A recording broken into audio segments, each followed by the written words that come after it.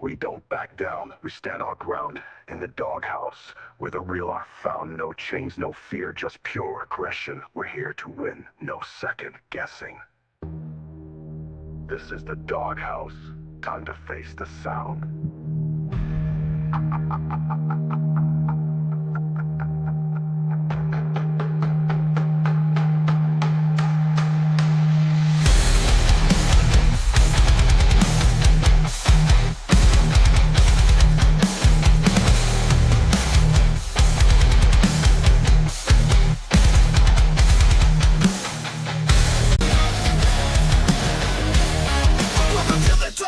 Where the strong survive. We're tearing down the walls, no compromise. No filter, no mercy, just a cold hard truth. We're the ones who bite, and we're waiting for you. Welcome to the doghouse, where the strong survive. We're tearing down the walls, no compromise. No filter, no mercy, just a cold hard truth. We're the ones who bite, and we're waiting for you. Welcome to the doghouse, where the strong survive. We're tearing down the walls, no compromise. No filter, no mercy, just the cold hard truth. We're the ones who fight, and we're ready for you. Locked and loaded, the truth's our ammo. We're breaking down the doors, no more shadows in the doghouse. It's all or nothing, we're here to fight. No bluffing, no running. Locked and loaded, the truth's our ammo. We're breaking down the doors, no more shadows in the doghouse. It's all or nothing, we're here to fight. No bluffing, no running. No running, no buffing, no running. No running, no running, no running. We don't back down, we stand our ground in the doghouse where the real are found. No chains, no fear, just pure aggression. We're here to win, no second guessing. No second guessing. This is the doghouse, time to face the sound. Welcome to the doghouse, where the strong survive. We're tearing down the walls, no compromise. No filter, no mercy, just the cold hard truth. We're the ones who fight, and we're ready for you. When the truth's our ammo, we're breaking down the doors, no more shadows in the doghouse. It's all or nothing, we're here to fight. No bluffing, no running. Locked and loaded, the truth's our ammo. We're breaking down the doors, no more shadows in the doghouse. It's all or nothing, we're here to fight. No bluffing, no running. We don't back down, we stand our ground in the doghouse, where the real are found. No chains, no fear, just pure aggression. We're here to win, no second guessing. No second guessing. This is the doghouse, time to face the sound.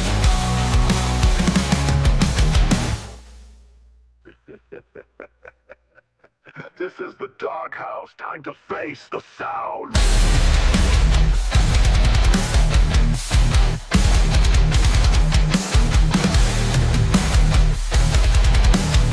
This is the doghouse, time to face the sound.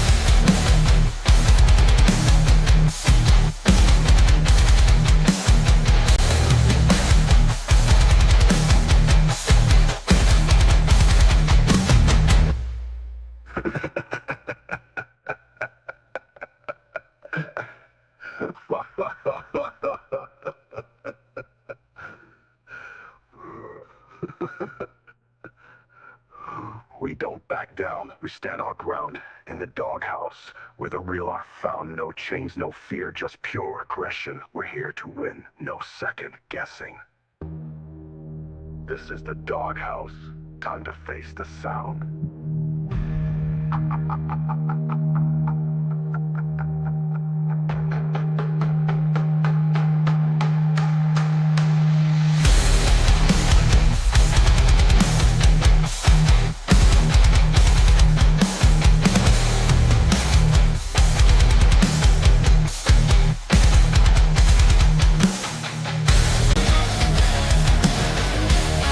Welcome to the doghouse, where the strong survive. We're tearing down the walls, no compromise.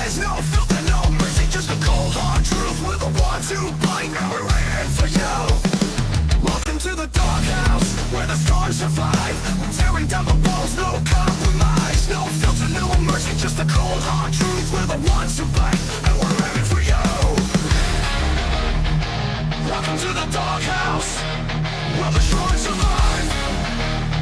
We're tearing down the walls, no compromise. No filter, no mercy, just the cold hard truth. We're the ones who fight, and we're ready for you. Locked and loaded, the truth's our ammo. We're breaking down the doors, no more shadows in the doghouse. It's all or nothing, we're here to fight, no bluffing, no running.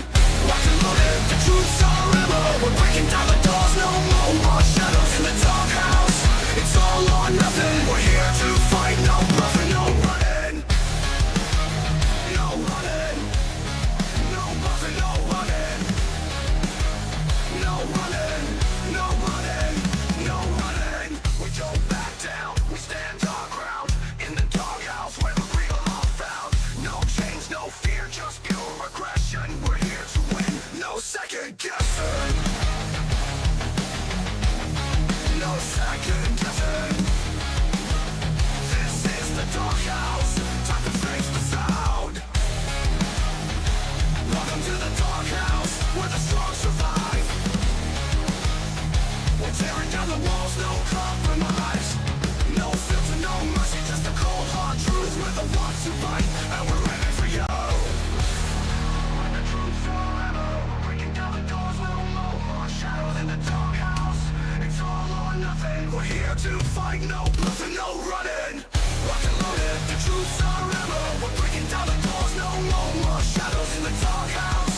It's all or nothing, we're here to fight, no bluffing, no running. We don't back down, we stand our ground in the doghouse, where the real are found. No change, no fear, just pure aggression. We're here to win, no second guessing. No second guessing. This is the doghouse, time to face the sound.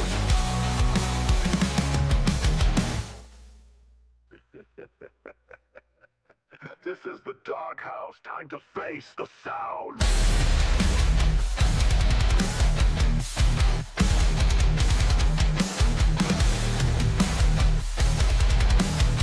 This is the doghouse, time to face the sound.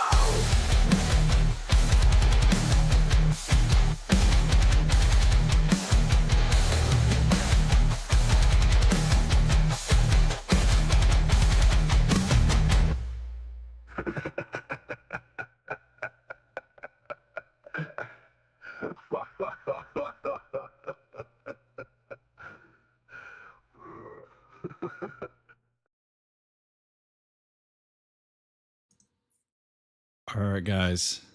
Y'all might notice that it sounds so much better on this stream. Guys, the reason why it does is because you might notice this fancy little mic over here. We have finally upgraded, guys. It's gonna sound amazing, and I hope it does. You might hear even my daughter out there crying, so I apologize for that in advance.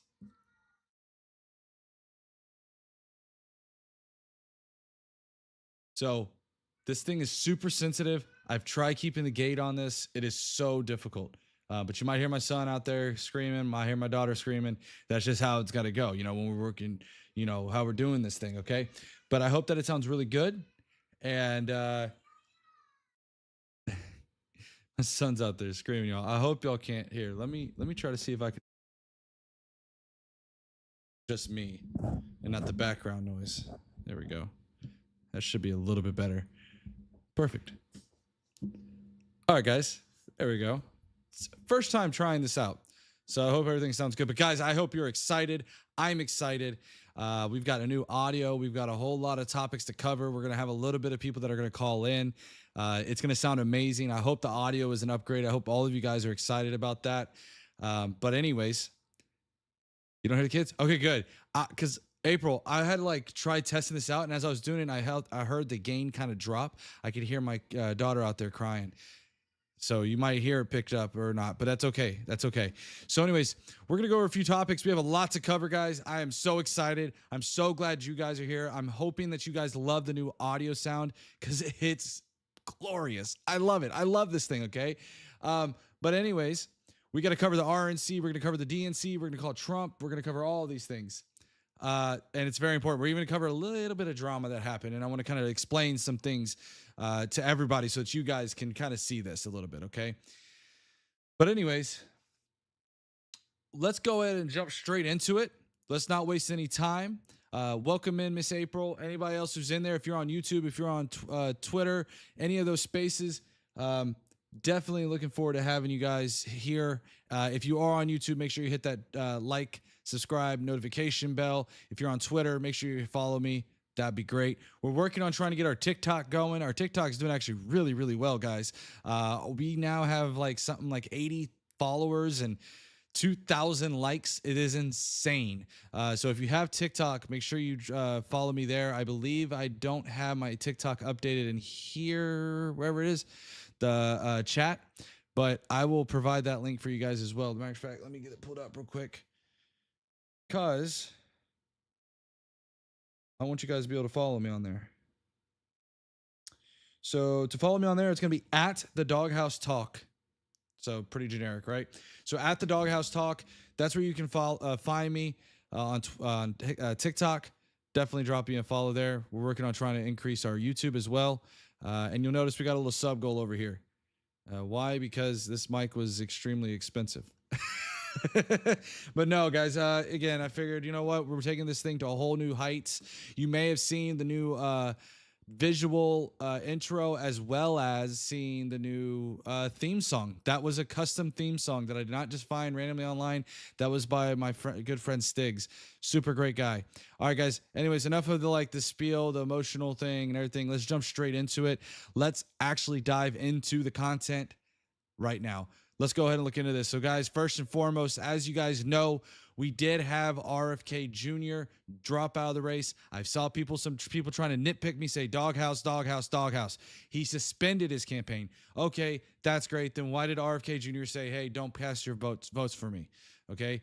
So anyways, that's the kind of weird thing about this. And the right has absolutely lost its mind. And again, this goes back to what I have said about cult personalities, right? Something that drives me up a wall is when I see the right will exile anybody who is against them, right? They will exile them. They'll say, you're not a part of us. They'll go to the fullest extent. They'll do that. But the right, with this RFK Jr. announcement, has bowed to him and bowing down. They're going, thank you, RFK, thank you. You know, this is so amazing. Oh my gosh, guys.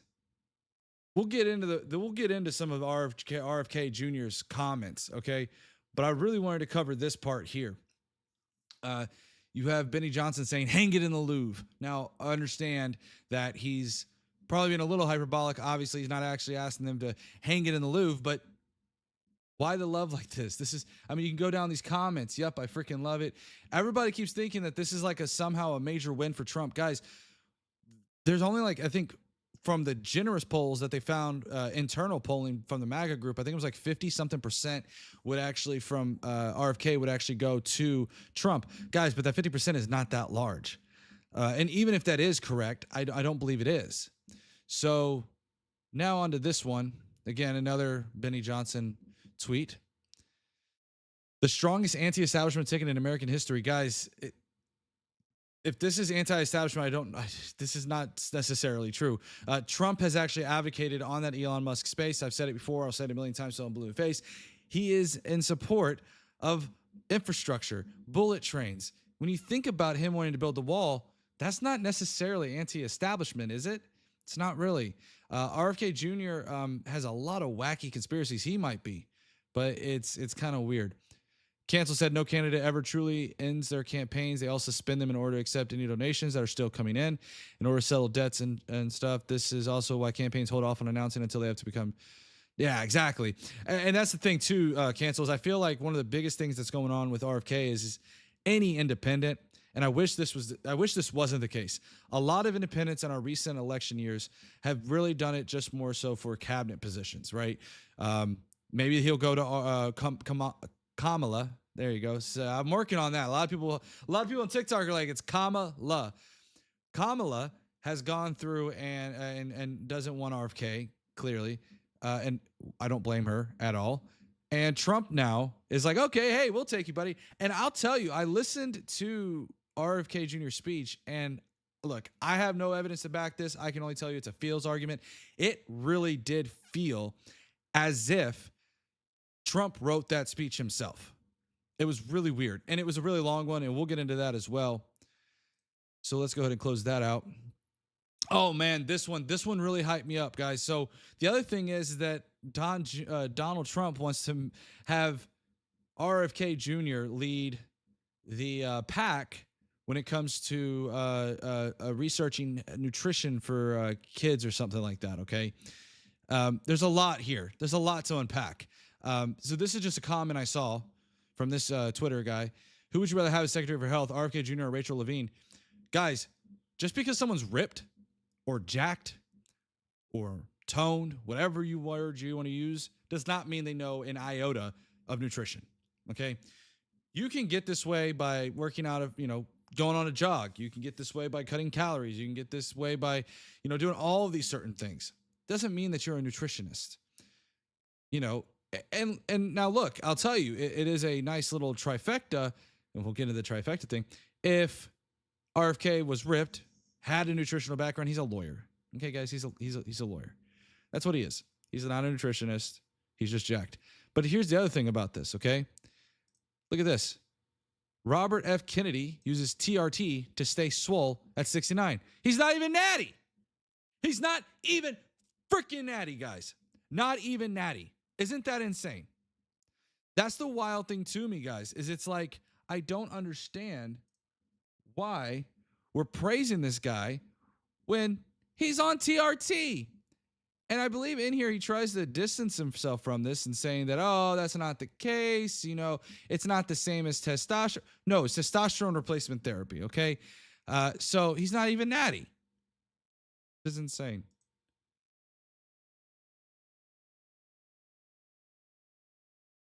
I worked in the medical field, and there are a lot of unhealthy people that know a lot but don't look great themselves. Yeah, exactly, Wes. That's a great point. That's actually a super great point, is that you have a lot of doctors even who know a lot of stuff, but they just don't really follow through on it. They're a little bit huskier than they should be, and that's because, guess what? They got the brains. They just like, hey, I just don't want to go work out, right? But yeah, exactly. I mean, that's my whole thing is just sitting there. It's like, who would you rather have? The jack guy that hasn't gone to school for nutrition, hasn't had all of that. A lot of doctors smoke. Exactly. They're there for the money, right? They're there for the money. But yeah, it's ridiculous. Here's another one, that RFK Jr. speech, which, by the way, we'll get to we're not going to watch the entire speech. We're not even going to watch the speech, but we'll cover a little bit of it. Was one of the top 5 political speeches in America. Benny is like drooling at this. Okay. Benny is absolutely like drooling and foaming at the mouth of this RFK Jr. speech. It is weird. I don't like it. We talk about weird.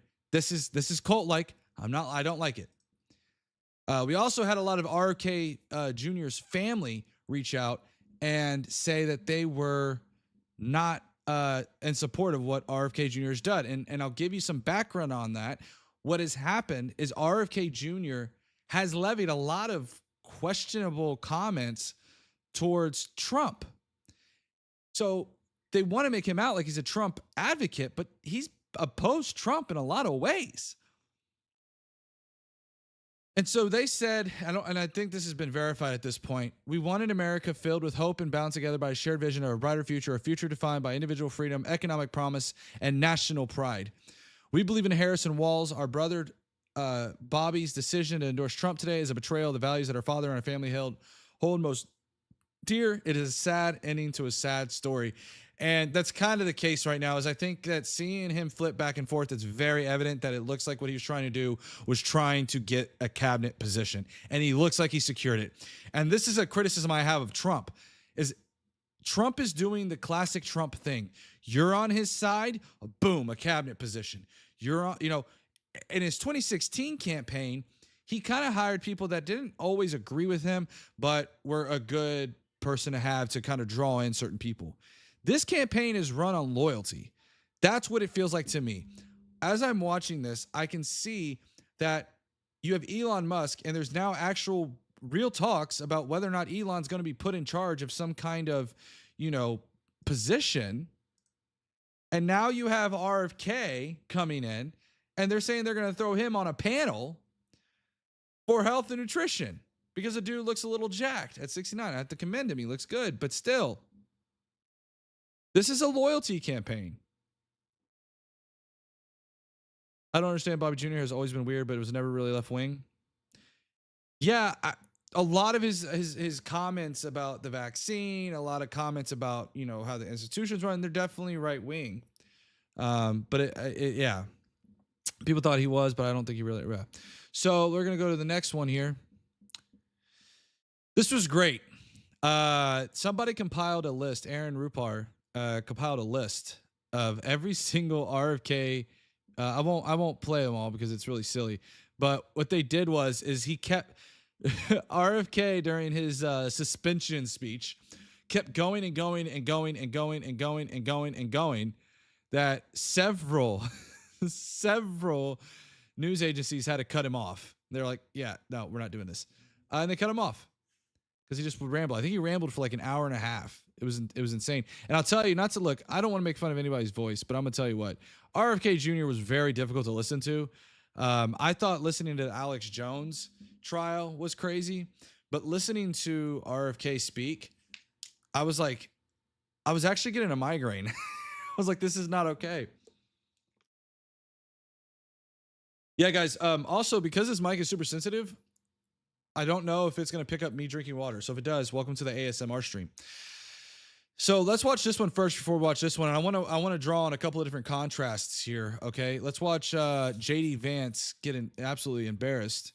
Okay, this was super awkward to watch. So I want to warn you guys in advance. The cringe alert is going off and going through the roof. Okay, but we're gonna go ahead and watch this one real quick. Let's go ahead and switch over here. All right. Be prepared, guys. It's cringe. The zoo has come to town. Thank you for letting us come in here. Yes, sir. Yeah. I'm sorry, man. This lady said, I don't want to be on film.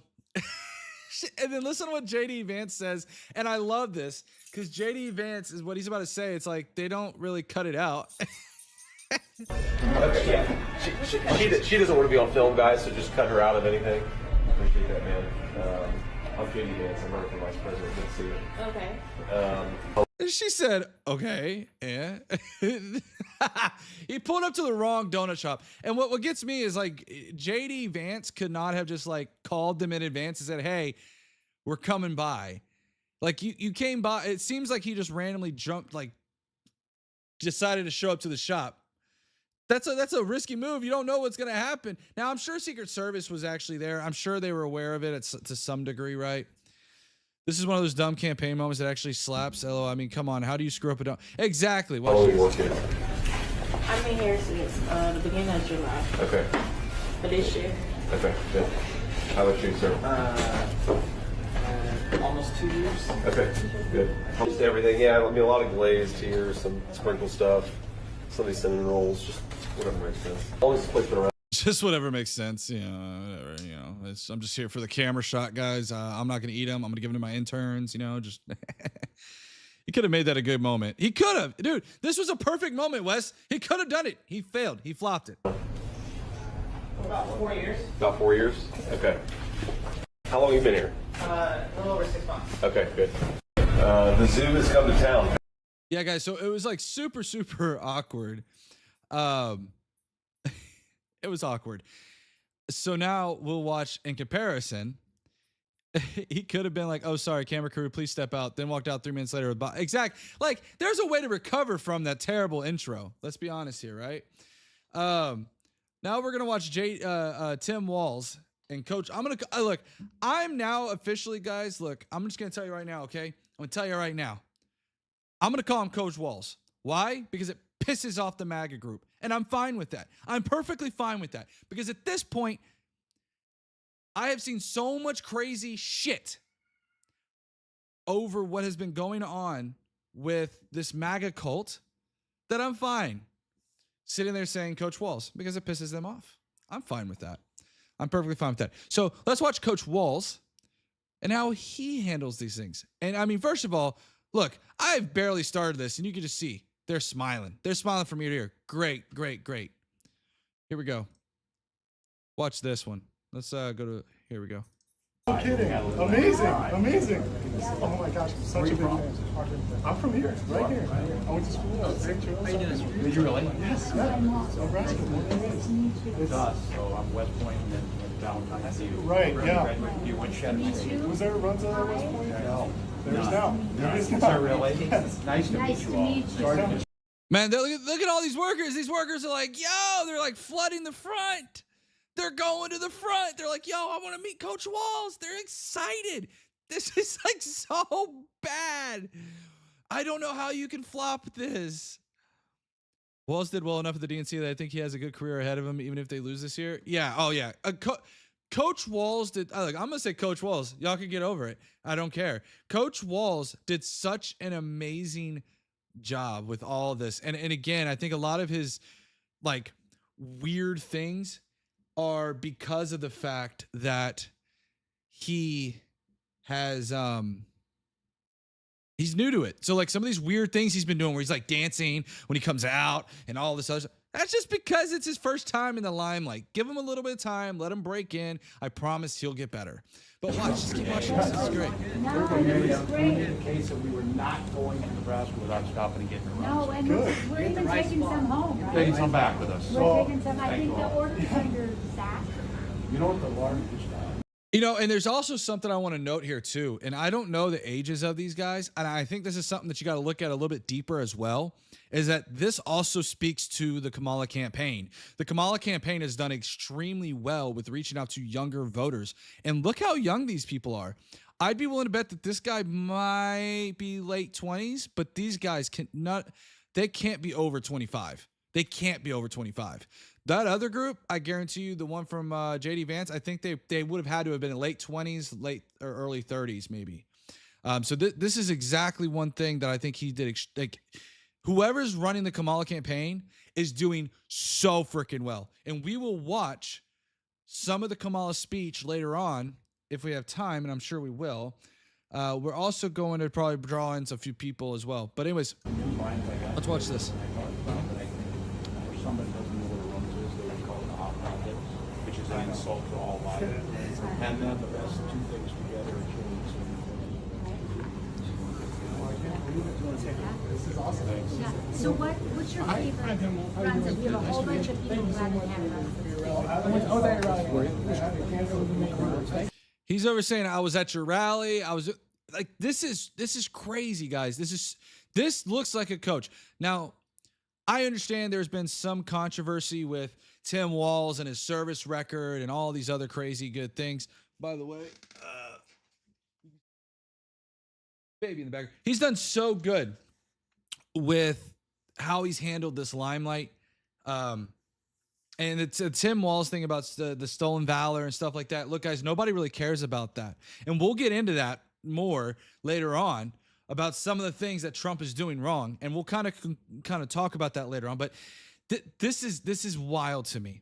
This is wild to me. These guys love him. They're excited. They're like, hey, I was at your rally. And if what you're saying, Cancel, is that he was near Nebraska U, he is really drawing up those younger voters. And that's going to make a difference. So we'll jump from there, guys. But yeah, my last thing on this is you fumbled the ball. You fumbled the ball. And now the other team got the ball and they won this one. So here's the next clip that we've got. Oh, this was the RFK Jr. thing. So we kind of jumped around a little bit. Apparently, RFK Jr. allegedly scrubbed a tweet claiming the NRA is as responsible for the Parkland school shooting as if they pulled the trigger. I kid you not. So again, guys, now here's the funny thing. I will tell you guys this. This is nothing new for the Trump campaign, because why? The Trump campaign has been anti-2A for quite a bit. They've been a little quiet on it because they don't want to be too loud, because if they're too loud, then they're going to turn away some of their base, right? This is nothing new. So guess what? He fits right on in there with that. But it's just funny to me to see this, is that all the pro-conservatives that are like, oh, RFK, RFK, RFK, RFK. Here, hold on, guys. We're going to whip it out. Hell yeah, brother. We just got that RFK over there. He's supporting us now. Them damn communists are going to have to watch out. We're coming for you. Yeah, we are. We're coming. Well, guess what? He looks like he doesn't support the NRA. So don't we have some issues there, don't we? So that's great. This one's really great. Shot and chaser. Some more of this. Just to quell any speculation, under no circumstances will I join Donald Trump on an electoral ticket. Our positions on certain fundamental issues, our approaches to governance, and our philosophies of leadership could not be further apart. And there's the chaser. There is Trump shaking hands with RFK Jr., even though RFK Jr. said, I would not join Donald Trump under no circumstances. Well, so much for that. That's great. We'll get to that one later. What else do we have? So we also have this. Breaking. Federal Reserve Chair Jerome Powell signals that he expects the central bank will cut the interest rate in the near future. Well, that's interesting because I thought we were going to have a Kamala crash. So much for that Kamala crash, huh? Interesting, right? Let's talk about this. We're going to walk through this. I'm going to switch over to the one cam real quick. We're going to walk through Trump's policies. I want you guys to see this. I want everybody to see Trump's policies. I should have had it pulled up. Here it is. Give me 1 second. I got to pull it up.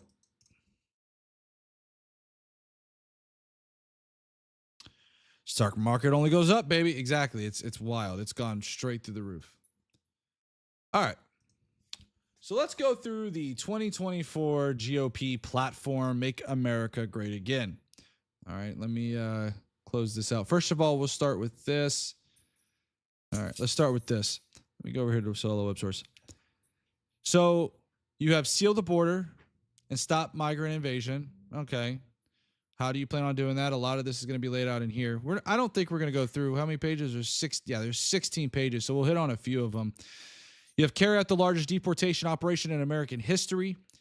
Listen to this, guys. End inflation and make America affordable again. Now, I want you to remember and keep in context what we're talking about. And her plans are as specific as this one on helping the middle class. Ben Shapiro is over here saying, look, she's being so broad.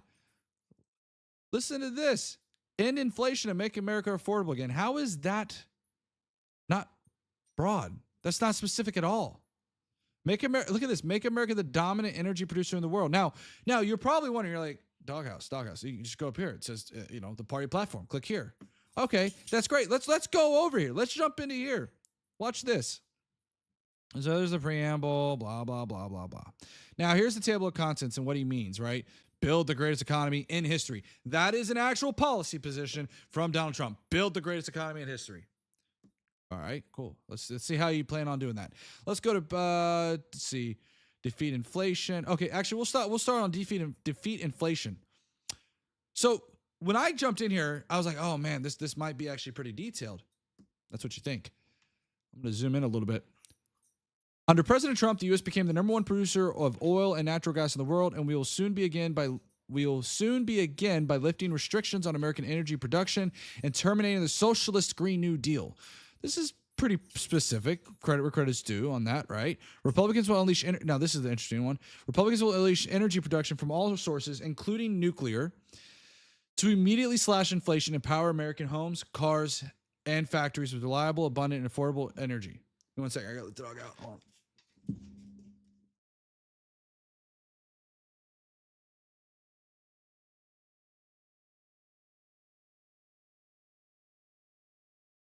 Got to fit in my corner here. Rein in wasteful federal spending. Listen to this. Republicans will immediately stabilize the economy by slashing wasteful government spending and promoting economic growth. How does he plan on doing that? Okay, slashing wasteful government spending. So are we to assume Social Security, Medicare? What are we talking? Oh, wait, is this as vague as his speeches or one of his speeches? No. This is their policy, Miss April. This is their policy. This is called platform, like Agenda 47. Okay, but so when you go to the platform, there's a whole bunch of broad, very look at. I like this one. Keep men out of women's sports. Unite our country by bringing it to new and record levels of success. And so when you read this, you're like, okay, and then they break it down what is supposed to be a more. My dog wants it again. I'm sorry, guys.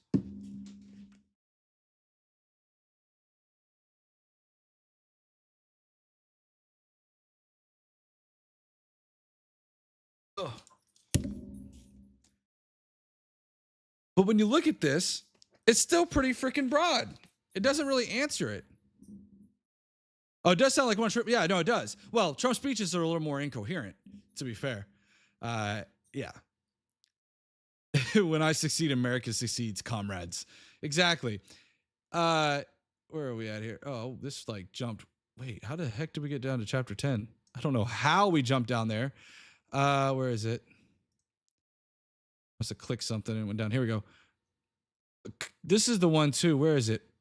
War breeds inflation while geopolitical stability brings price stability. Republicans end the global chaos and restore peace through strength, reducing geopolitical risk and lowering commodity prices.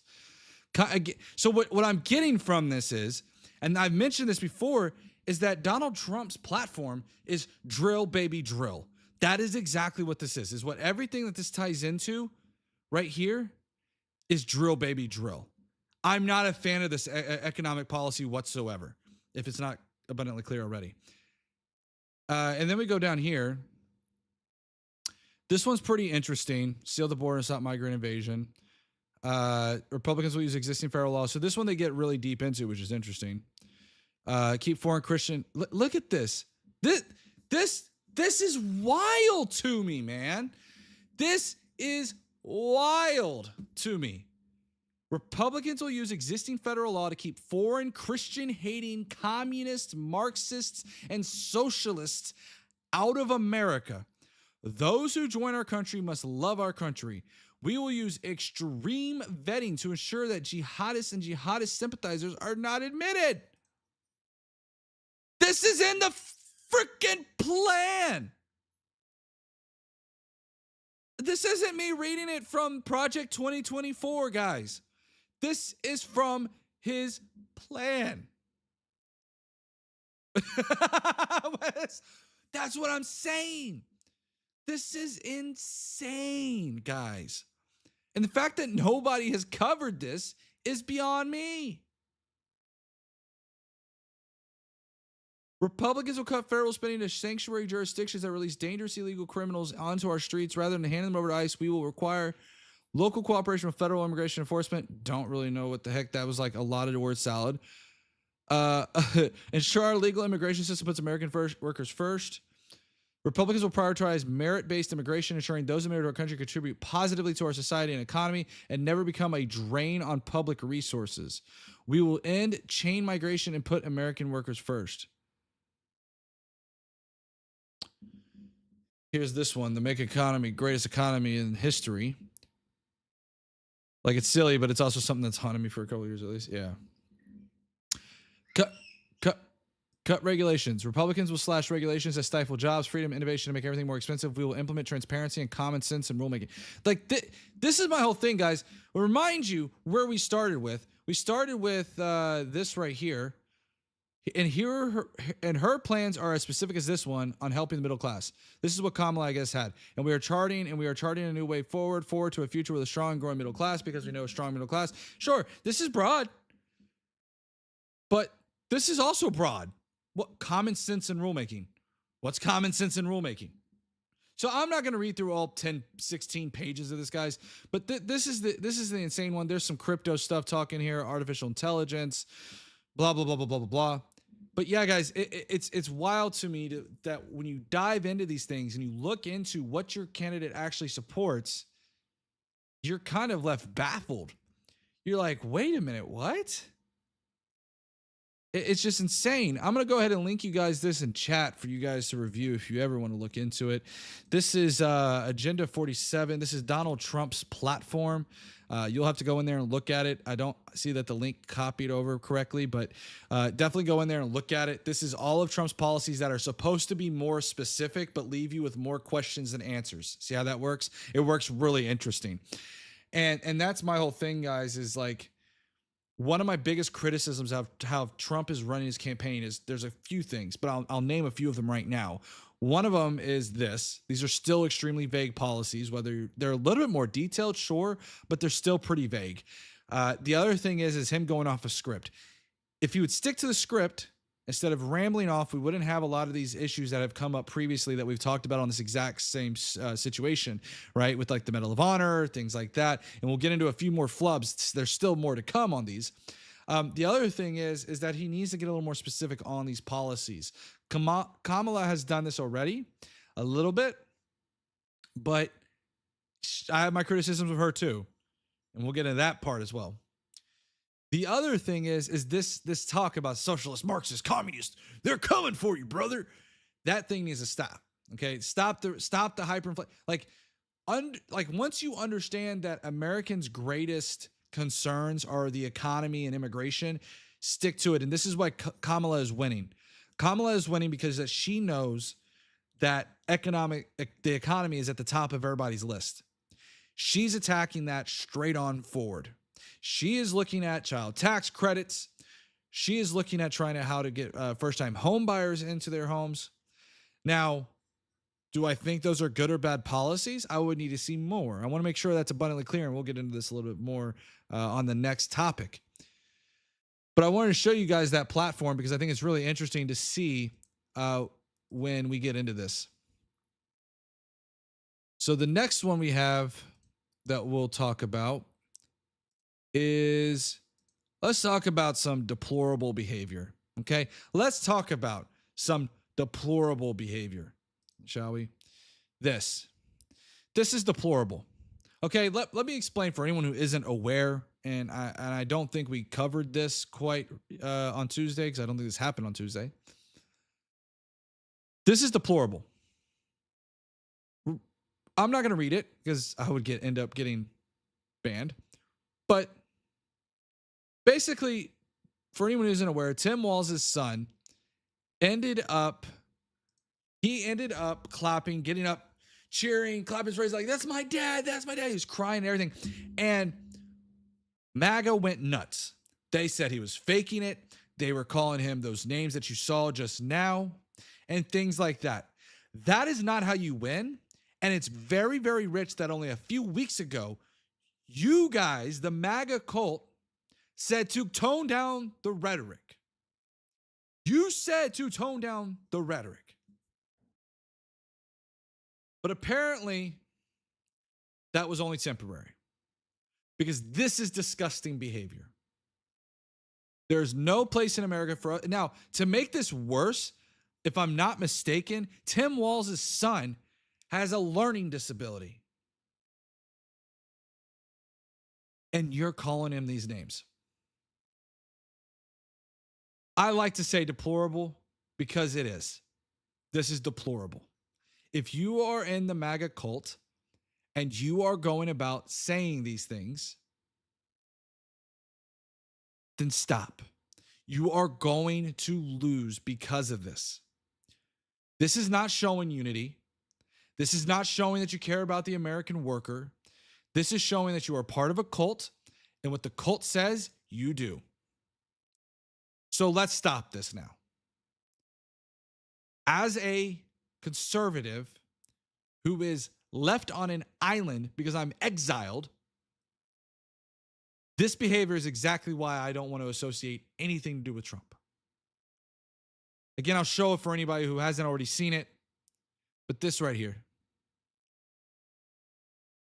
I fully do not condone this whatsoever, and it needs to stop. You are not going to win the election by levying these things. And even if it's not even that you're saying these exact words, even if you're not using those exact words and you're criticizing this kid for being proud of his father, for something that is arguably one of the largest achievements you can achieve here in America, is becoming the vice president. Miss me with that. Miss me with that, please. Please do miss me with that. If anyone talks about my boy Gus, I will protect him. Kind of true. We have no real way of calling out and actually Marxist if they were detergent. Rose said that. Yeah, he absolutely did. And I hope that we can get past this scar and this skid mark on our society. Going after people's families is really uncalled for. And again, look, I'm going to be very, very honest with you. Okay? I will tell you this, that there are times where maybe, like, for example, Don Jr., he's a little bit older, right? Not a little bit older, he's older, right? He's significantly older. That's one thing. Okay? But this kid right here, why? He's not in politics. I mean, he's in politics by way of his family only, right? Leave him out of this. So anyways, I don't want to give too much airtime to this because this is exactly why MAGA will lose. Okay. So let's I think this is a good time for me to transition into this drama that took place. Okay.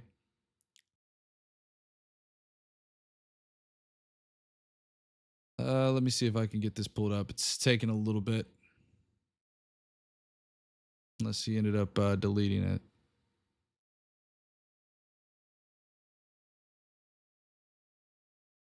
Twitter decides that it doesn't want to load for me now. Okay. Retry. Come on. Get going, Twitter. There we go. All right. What's going on there, Toxic? Welcome in, buddy. Going after people's families uncalled for, but all the butthead Biden supporters were attacking Trump and the rest of this. Listen, Toxic. I don't support it either way. I have heard this exact same argument. I don't support it either way. Period. I don't support it either way. You can sit there and be, well, they did it. Okay, who's going to stop that? I'm tired of it. I'm tired of hearing well, they did it, so we can do it. Well, they did it, so we can do it. It doesn't matter. Wrong is wrong. Call it when it's wrong. Okay? Anybody who went after Barron and made fun of Barron. Okay? Not called for. It's not called for. All right. So let's cover this little bit of like drama. So if you guys want a little bit of drama, here's a little bit of drama for you. I'll kind of explain my position, but let's read it in order as best as I can. I made a comment to, I'll have to go backwards, so this might work this way. Alex Cole tweeted saying, let's not forget that Trump lost by almost 10 million votes to a sleepy old man who campaigned from his basement in 2020. I think Kamala's 2024 campaign might be slightly more formidable. I responded, Donald Trump is not a sleepy old man who campaigned from his basement. Oh, how the tables turn.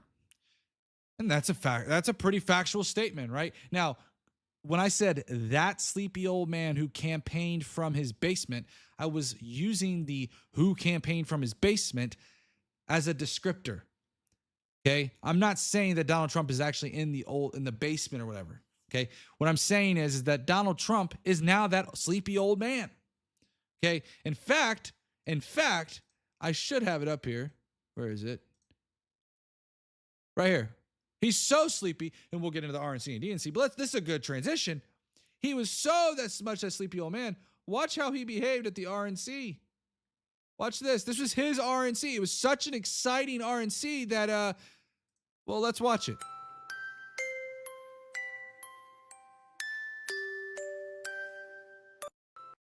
See how they cut away? They cut away real quick. So that comment I made was pretty accurate, huh? Right? Baby in Liberty decides to post, remember when someone acts like they're a centrist, it almost always means they're a shill for the left. I take great offense to this for multiple reasons, okay? One, I don't act like I'm a centrist, nor do I claim to be a centrist. I am conservative through and through. Okay, first and foremost. I don't have to explain myself. I'm not a big fan of having to explain myself to try to justify why I am conservative. And if you want to keep calling me left and everything else, then maybe I should go left, right? So we'll go to the next one. This is where I replied. If I can get it to go backwards. Come on.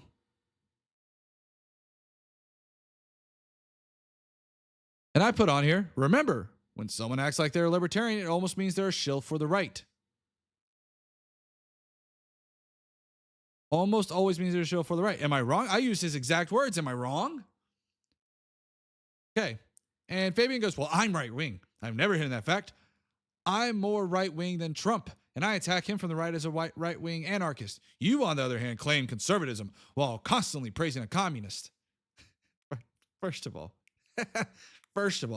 if Kamala's a communist, then AOC, boy, we got some problems. Okay, first and foremost. But besides that, claim conservatism. No, I am a conservative. Okay. Generally speaking, I'm pro 2A. Generally speaking, I'm against government regulations. Generally speaking, I am someone who does not, all these other topics. We've gone over them. I'm not going to sit here and rehash and do all this stuff. I'm not going to adhere to some kind of purity testing. Okay. And I put on here, this is by far the most ironic and idiotic opinion, because what he's proving here about saying I'm more right-wing than Trump and I attack him for the rise of right-wing anarchist. Well, guess what? I can go in. Surprise, surprise, guys. Okay. I can go in and I can support or not support, but say and call a ball and a strike. I can sit there and say that Kamala did really well. I can say that she's appealing to the masses. Where in any of that have I said that I support her policies? Nowhere. Why? Because they don't exist. Now, if you want me to, you can just ask me and I'll tell you whether or not I support them. Personally, the biggest thing I told you guys many times before is that Kamala's stance on the 2A is a pretty darn strong stance. That's really hard for me to get over. Some of the other ones are pretty more appealing and stuff that Trump actually backed. Okay, so like the child tax credit, the no tax on tips, things like these. But again, me saying that Donald Trump is that sleepy old man is what triggered all of this. Am I wrong in saying that Donald Trump is that sleepy old man? No, it's the truth. He's that sleepy old man. What they did when they nominated Kamala is they played the Uno reverse card. They said, you kept making fun of Sleepy Joe. You kept saying that he was the old candidate. Well, guess what? Now you're the old candidate. I can say that and not support Kamala. I know. It's so hard to believe. It is so hard to believe, guys. I know. It's a new thing. Holy crap. It's so hard. Okay. And this was what I left off with. Once again, the right, and I added those little points right here, wing, because he didn't say it, so I didn't want him to get all upset about it. MAGA movement is up to its purity testing again. This exact reason is why Republicans are losing the polls and are very likely to lose the election. This is exactly what I'm talking about. We have seen it time and time again, where Kyle Rittenhouse stepped out of line and they said, whoa, buddy, we funded you. You need to come back. And he came back. They did it with Joe Rogan. When Joe Rogan said, hey, I'm going libertarian. And guess what? They said, whoa, remember what we did for you? Well, then guess what? Now we have RFK Jr., who did the same thing, sat there and was very critical of Trump. Now he's on the Trump campaign. But the moment you step out of line, you are exiled. Exiled. So it's important. And why I'm so offended by this is not because I'm being told that I'm a leftist. I'm not offended because of the words that Fabian Liberty said.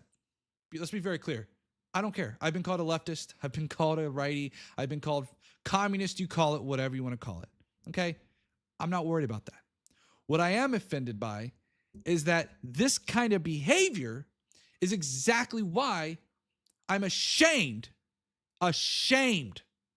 to be on the conservative side.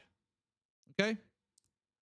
Because these kinds of purity testings, these kinds of exilings, these kinds of levying very harsh words about someone who is neurodivergent, who is proud of their father, this is why I am ashamed to be a conservative. Now, you might be sitting here, and I know that if I sit there and I go viral over this clip, I know somebody is going to sit there and go, see, Doghouse is pleading to the leftist. No, I don't care. Quite frankly, if every leftist wanted to leave me or whatever, I don't care. What it is that when I voted for Trump in 16, I voted for Cruz in 18, I voted for Cruz in 20, or voted for Trump in 20. This is not the same party that I voted for at those times. Now, let's be clear, because a lot of people seem to think this is the case, right? A lot of people think when you vote that you're voting for one or the other. So if I sit here and I go, well, I don't support Trump, then people right now are already looking at me in the camera and going, Doghouse, you must support Kamala, don't you? You support Kamala, don't you? Hey, guess what, guys? I don't like her policies either. So where do you think that leaves me? Let me ask you guys in chat. Do you think that I have to sit there and I have to vote one or the other? Do you think I have to do that? You know, there's other ways that you can vote, right? You can vote for your senator. You can vote for your House of Representatives. You can vote for all of these things. Just because I don't support what Trump is doing doesn't make me a leftist. Just because I don't support Trump, it doesn't mean that I'm voting for Kamala. So don't assume what I am doing. If you want to have a conversation, talk to me then. Let's have a conversation about it, because I have no problem levying these claims. But I know that there are many other conservatives out there who are afraid to speak up because they know that the moment that they speak up, they will be labeled a leftist. They'll be exiled from their friend group.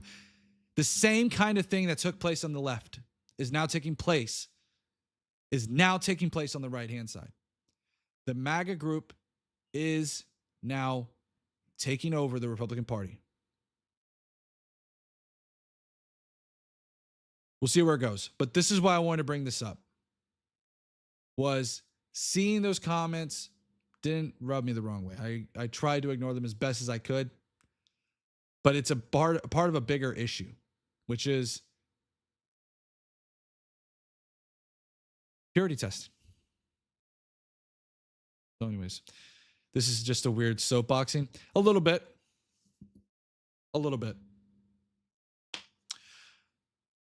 On another note, you might want to look into a lot of the work Andrew Yang is doing. He's doing stuff to try to reform our political system, get rid of enhancement, entrenchment, and ideological capture. Well, look, Longleg, here's the thing. I won't sit here and tell you that some of Kamala's policies are not enticing. Child tax credits. I got children. And I think a child tax credit is probably something that could get passed through the House. And likewise, there's nothing wrong with saying that some of Trump's policies are not terrible either. I think drill, baby, drill can be good, but using that as the sole basis of your economic policy, I think is terrible, right? Essentially what they're trying to do in Trump's policy to help inflate the economy is to invest in nuclear and to drill. I get the idea. No, I'm not a fan of it. April said, no, it's not the same party. I would agree, clearly. Of course, in my opinion, it's the same party. This is what Cancel said. Yeah, maybe worse. Well, that's what I'm saying. I think it's worse, right? It's the same party, only in way of name, right? Mino, MAGA in name only, right? Is that going to be the new thing? Mino. So my only disagreement is that the party was more or less the same. And again, Wes, I understand this. If you're on the left, you're going to sit there and say the party is the same in 16 and 19 and 20 or whatever. You're going to say it's the same. I'm saying that it has gotten worse. If you think it's the same, I think it's gotten worse. It might be the same party by way of who's all there, but I think it's gotten worse. Otherwise, you throw away your vote. Exactly, IP. Yeah, that's insane. I want to hit on that too. You don't throw away your vote. If you go and you decide, and I've thought about this and I've talked about this, right? What if you don't vote? Now, and this depends on your state, so be very careful in what I say because I don't know if it's true in your particular state. But you might be able to vote only down ballot. Maybe write in somebody, right? Write in a Mitt Romney or whatever, right? You can write them, man. And you can go down ballot and vote. Are you wasting your vote if you decide to not vote for the president, but you voted for Congress? Remember, it's separate but equal, right? I think it's like three separate branches that all oversee each other, but they're also not meant to be one more powerful than the other, right? So if that's the case, then am I really throwing away my vote? because you need congressional approval to pass a bill, right? So that's not really throwing away your vote. No, it's progressively worse. These clickbait titles. What's up, Tiberius? Welcome in, buddy. I hope you're doing good, buddy. The parties are definitely changing. Even the war hawks are declaring ownership of the Democrats now. Yeah. The parody in 2016 was different. Let me ask you this, X and V, because you're parroting some lines. Were you an RFK supporter? Because that Warhawk thing was only recently mentioned, and you almost quote for quote exactly said what RFK Jr. said. It was different. The party in 2016 was different than the party today, which is exiled Mike Pence of all people. Yeah, and that's the great thing, right? Like, that's the funny thing about it, long leg. Like, Mike Pence has come out recently and was like, hey, I don't support this. Like, he was like, bro, after seeing what I saw in 2020, okay. Mike Pence was like, I'm out of here. Mike Pence said, bye-bye. I'm going this way. And I'll be honest with you, it's crazy in today's day and age. When I was watching the RNC and I heard rumors going on, there you go, cancel. When I saw the RNC say that they were going to have a surprise guest, first thought was Taylor Swift. It was like, Taylor Swift? But I also kind of thought, I was like, and I saw, I'll credit this to Steven Crowder because I saw him on his Twitter. He posted this. I thought that I was like, could you imagine George W. Bush coming out there? Because after Trump was elected, George W. Bush was seen quite a bit with the Obamas, which was kind of funny, right? Like, what? That would have been wild to see Bush go up there. Got to run nose. We're moving to the seven-party system. Yeah, it's insane. It's old news. Look at Bolton and other quarks. Okay. All right. So let's jump into our next thing. I'm not going to go over this one. I'll cover this very briefly. I've seen this going around a lot. But there's one thing that a lot of people leave out with this, okay? I've seen this meme going around time after time after time again. I don't know where they're getting these numbers from because if you look, they're saying source is Bureau of Labor Statistics. I don't know where they're getting these numbers from. I'm not doubting that groceries are up 22%, but I want you guys to be aware as well is that these numbers are meant to kind of scare you a little bit, okay? Let's think about this rationally, okay? Percentages can be scary. But when you look at what that kind of increase is it's very mild. Okay. Let's take, for example, groceries, right? Let's see. Let's take a loaf of bread. Let's say a loaf of bread pre-COVID, which we'll get into that, was $2. Now it's like what? Times 0.22. It's like $2.44. It's 44 cents more expensive. Gasoline going up 51%. That's like $1. Okay, so let's be clear here. These numbers are meant to scare you a little bit. But notice how it says since Kamala took office. Well, how much would it have been since Trump left office? Or since Trump was in office that first year? Because we tend to forget that Trump was there during the start of COVID when he released 2 stimulus checks. We forget that Trump released 2 stimulus checks. Biden's got 1. Okay. I think he tried a second, but Biden's got 1. Trump's got 2. Trump's got 2 stimulus checks under his belt. Are we not to blame any of these bills on the price of these things going up? Because I think it's been pretty much confirmed from a lot of economists that we overheated our economy coming out of COVID. People wanted to travel more. Lots of things affected that. Okay. But who started it all? Trump. So not the one he thinks that is. Since Kamala took office, are you sure the number's real? Alicat, I couldn't figure out where to get these from. I didn't dig too deep into these, to be fair with you, but I don't doubt that these are true. But a lot of the CPI numbers I've seen are not 51, 22, things like that. In fact, like food for, I believe it's year over year on the CPI, it was like 2%. Okay, it was like 2%. And that was the CPI.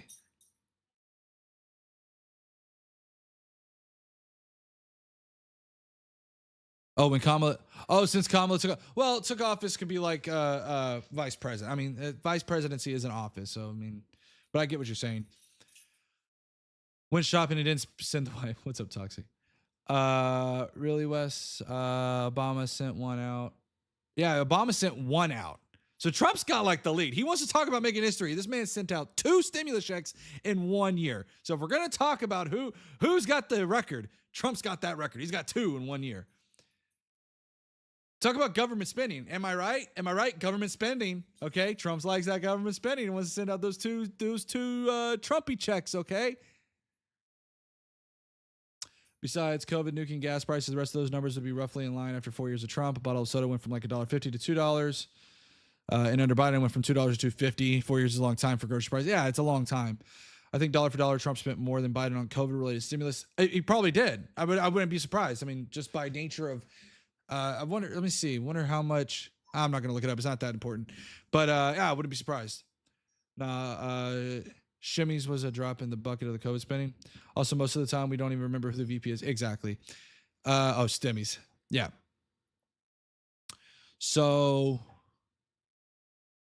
Oh, I kind of missed this a little bit when we were talking about Tim Walz' son. So it's a little late, but we'll go ahead and cover this one real quick.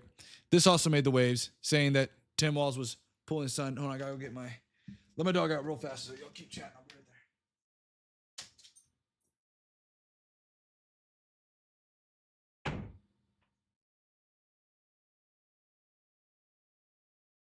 right there. Okay. All right. Here is the video of Tim Walz yanking his son's hand. I mean, that right there. Again, not the win you think that is. Not the win you think that is. And it's so interesting to me is that like it almost feels as if like the MAGA crowd was like, oh shoot, we did an oopsie. How can we recover this? Oh, see, he totally was faking it. He doesn't care about his son. See, it's like, what? Really? Play that again? Yeah, I'll play it again for you guys. Here, let me play it again for you guys if you didn't see. Let's go back and I'll play it again. Watch Tim Walz's hand. This is how nitpicky we're being. See right there? That's what all the hubbub is. And it looked like his son may have stepped up on the ledge. See, kind of looked like his son stepped up on something. So, again, not the win that MAGA needs. That's what they're claiming, though. We'll watch this little nugget. Okay. Oh, my dog wants in again. Give me 1 minute.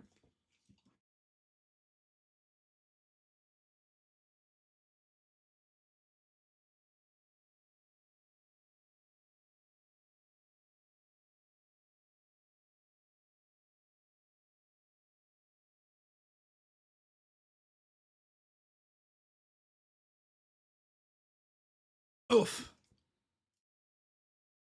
Would I pull my son's hand like that? Well, I don't know the full, like, that's the thing is like, what, okay, let's play this game for a little bit. Well, not for a long time, because I want to move on with the show and I really care less about this.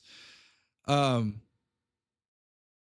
can catch Hope going around the other side, proving that the teleprompter was in the way. Yeah. Let's assume he did. What about it? What do you want me to say about it? Are you trying to imply that Walz didn't care about his son, or that Walz was don't do the backtracking thing, right? Toxic. Let's not do that backtracking thing we saw with our buddy Sparky, where we're like, well, just stating a fact. Okay, we know what's being implied, and it's just not something I'm a fan of.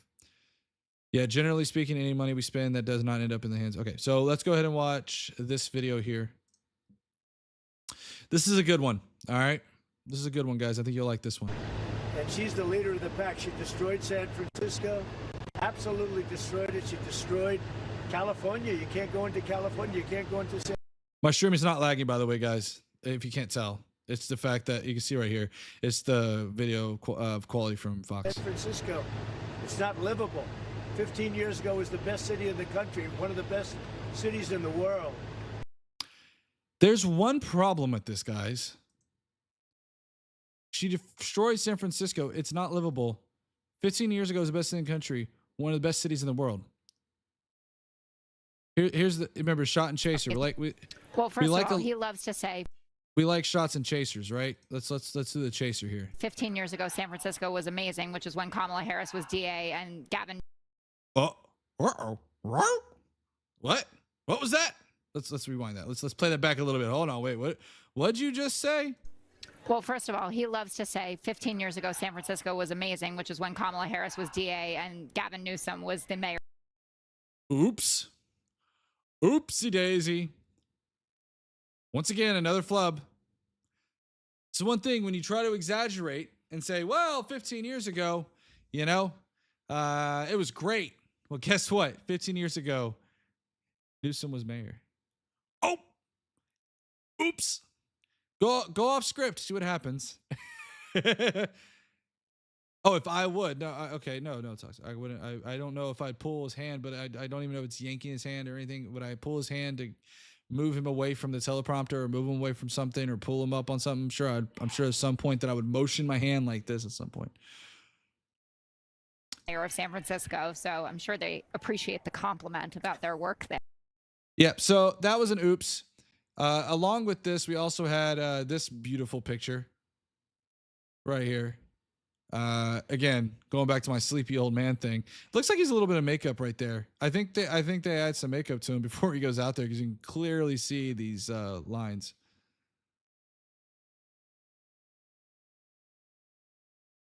No, XN. It's the fact that I'm not gonna play it back. I've already exited out of it. The point is that Trump said it was a great city 15 years ago when Gavin Newsom and Kamala was in office. So he inadvertently gave Kamala and Newsom a compliment. Inadvertently. He won't admit it, but he did. So yeah, this is the sleepy old man thing I was talking about earlier. All right. Look, this was I've caught a little bit of grief from this one. But let's talk about this. Let's go back out. Give me 1 minute, guys. Hold on.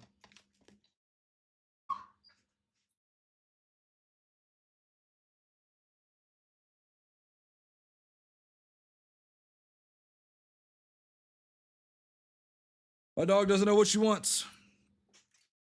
All right, so here is the this little thing here. Quartering said empty seats at Kamala's rally are being covered with the black curtain, but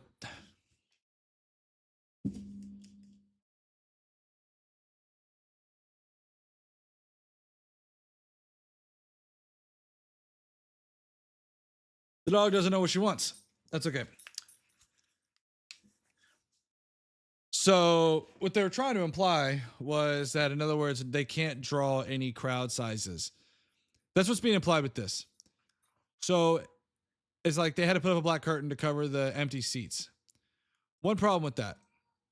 Well, this was at the Trump rally in Arizona. You could kind of see it right there. There is a ton of curtains to cover up the empty seats.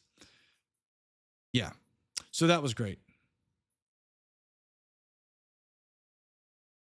So here is another one.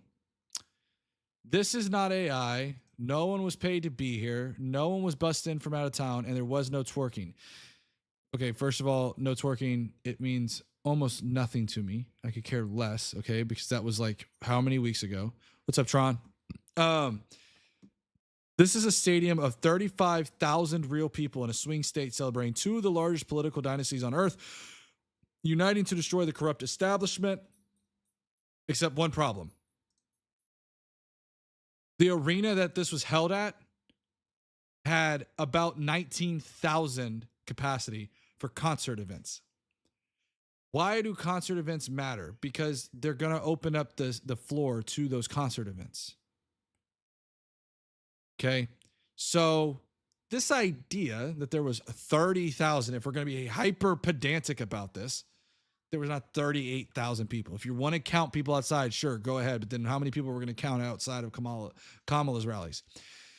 So yeah, that was really fun. Let's see.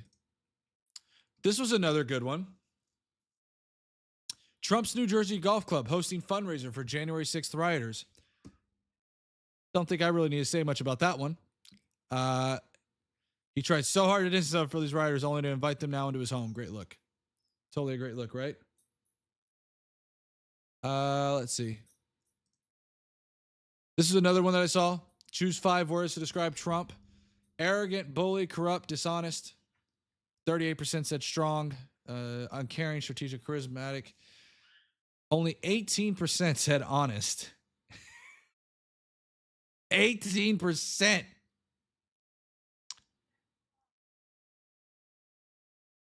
Can't count anyone outside of a Kamala rally, and they're all AI. Kamala didn't become AG until 2011. Okay. Let me see something here. Hold on. Maybe my math is off. Hold on. 1 second. 1 second.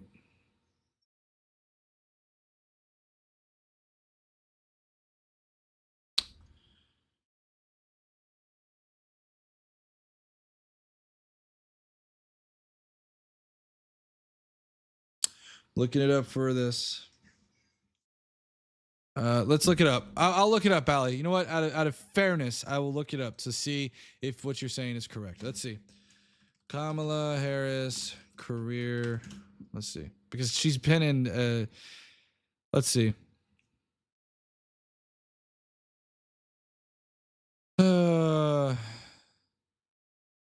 Before being recruited to the San Francisco DA's office and later the city attorney of San Francisco's office in 2003, she was elected DA of San Francisco. In 2003, she was elected DA of San Francisco. She was elected Attorney General of California in 2010 and reelected in 2014. Here, I'll show it so everybody can see the nice little wiki article. So, yeah. Oh, she was a DA for sure. Okay, cool. Gotcha. I thought you were saying she was a DA. Where was it? I swear you said she was a DA. I don't care. Oh, also Kamala didn't become Attorney General. I see what you're saying. I see what you're saying. Okay. But I don't think that was the point. Anyways, all right. Let's jump into this article. Okay. So I want to preface this by telling people there have been some tweets going around by very large influencers saying that the state took these people's kids from them to transition them. Okay. There was some kind of crazy headline out there. Okay. I'm going to give you my initial take before we dive into this. Okay. So far, there is not much we can go off of. Okay. Now, again, I know a lot of people can't wrap their heads around having an opinion of, hey guys, I just don't have enough to really work off of, because, but I don't have enough to work off of. There has been a lawsuit that has been sealed by the judge. You have parents who want to come to the news station on a basis of anonymity. There's nothing I can rely on here. It's the parents' word against the hospital's word, who's not going to speak, against the judicial system's word. I'm actually not even going to read this. I take that back. I'm not going to read this. One, it's a very, very, very, very, very long article. I'll kind of give you the synopsis on it. Essentially, what had happened was the teen was doing some things that they shouldn't have been doing. You could think about that. And they took it to allegedly took this person to the hospital, and they ended up, taking the kid in. These are some of the allegations that are made, and that they then transitioned him.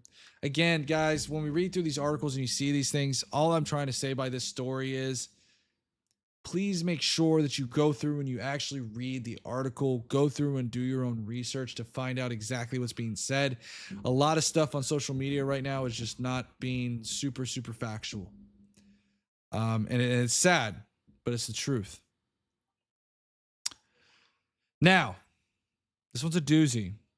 What we're going to do now is, it is now an open panel. So if anybody wants to jump in, they're more than welcome to. Go ahead and hit !Discord. You're free to jump in. If not, what we're going to do is we're going to go through and we're going to watch the Kamala Harris speech from the DNC, and we'll kind of react to that. I know it's a little bit late given that she did this a couple of days ago or a day ago.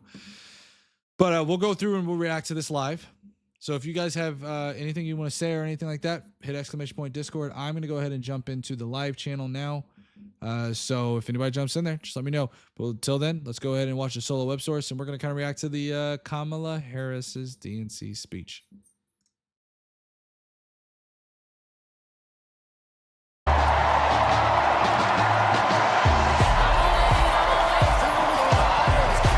Okay, I don't know if that's going to be copyrighted, so let's go to her speech. Thank you. Thank you.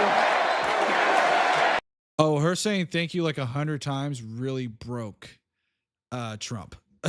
Trump was like, did a thing where he was like, thank you, thank you, thank you, thank you, thank you, thank you. And he was like, it broke his brain.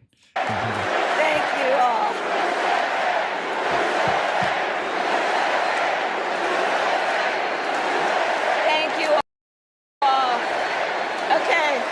Oh, let me, my computer is slowing down a little bit because of the stuff I've got up here.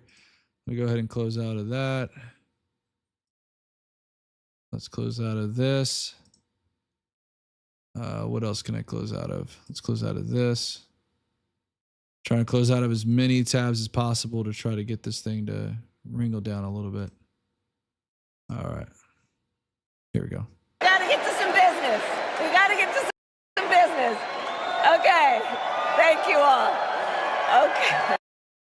I'm gonna drop this thing down to like 480. Thank you. Just so Thank we you. can have a Thank you. decent Thank you. Thank stream. you. Thank you. Thank you. Please. Thank you. Please. Thank you so very much. Thank you, everyone. Thank you, everyone. Thank you. Okay, let's get to business. Let's get to business. All right. Too much starch for such an old potato. So let me start by thanking my most incredible husband, Doug, for being an incredible partner to me, an incredible father to Cole and Ella, and happy anniversary, Dougie. I love you so very much. To our President Joe Biden, when I think about the path that we have traveled together, Joe, I am filled with gratitude. I'm gonna have to increase the speed. Your record is extraordinary, as history will show, and your character is inspiring, and Doug and I love you and Jill and are forever thankful to you both. That's a little too fast. And to Coach Tim Walz. Hell yeah. Let's go, Coach Walz. I don't care. I'm calling him Coach Walz. You can get over it, all right? I'm going to call him Coach Walz. Okay? Oh, he was an assistant coach. Okay, I don't care. Call him Coach Walz just to piss you off. You are going to be an incredible vice president. Why in the world is this lagging so badly? And to the delegates and everyone who has put your faith in our campaign, your support is humbling. Let's jump straight in. I'm going to try to skip But my father would say, as he smiled, runs with. Okay, guys, I think we're going to have a really difficult time watching this. Let's try to lower this down a little bit more on the quality. Y'all are going to have to watch this stuff like it's an old school show, okay? Pride. My mother, she worked long hours.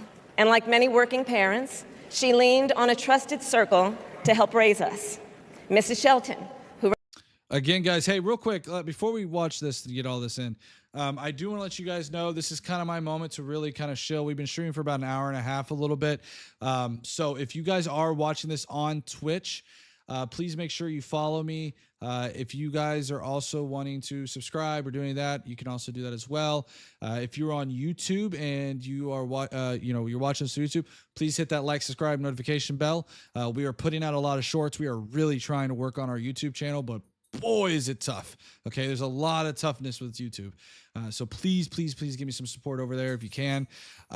With Twitter, guys, if you're watching this on Twitter, please hit that little heart button so you can like this stream. Please also drop me a follow. I'd love that as well. All right, guys. Also, we are doing an open panel right now. I'm just simply watching this until somebody wants to jump in here. But there is an open panel invitation. All you have to do is hit !Discord.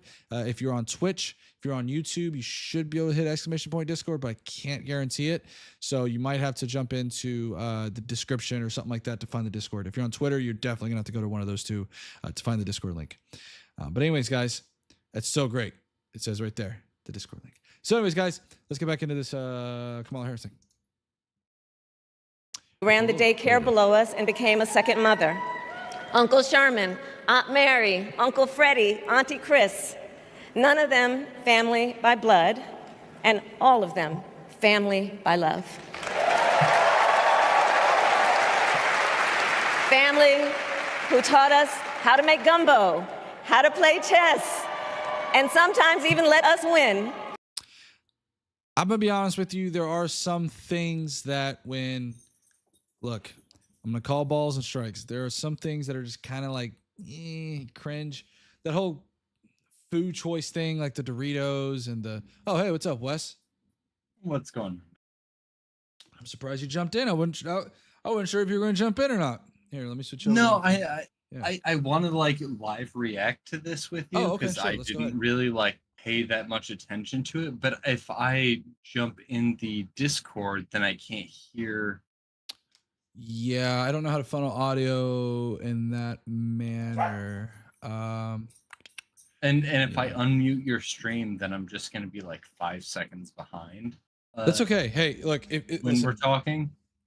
Yeah. Hey, look, if you see something, even if you're 5 seconds behind, okay, just stop me. We'll talk about it. No problem. All right. Yeah, right, let's do that then. Let me mute the Discord call. Perfect. Family who loved us, believed in us, and told us we could be anything and do anything. They instilled in us the values they personified: community, faith. Cancel. That's the best kind of. Hey, real quick, cancel. That's the best kind of stream, bro. When you've had too much, to drink, whatever.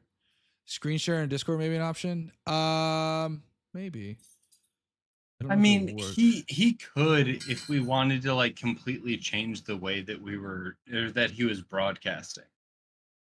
But that's too much work. That's too much work. That's what I'm saying. We'll just react to this. But hey, cancel. Like I said, the best kinds of memes and everything. Okay, those are always whenever we've had a little bit too much of something.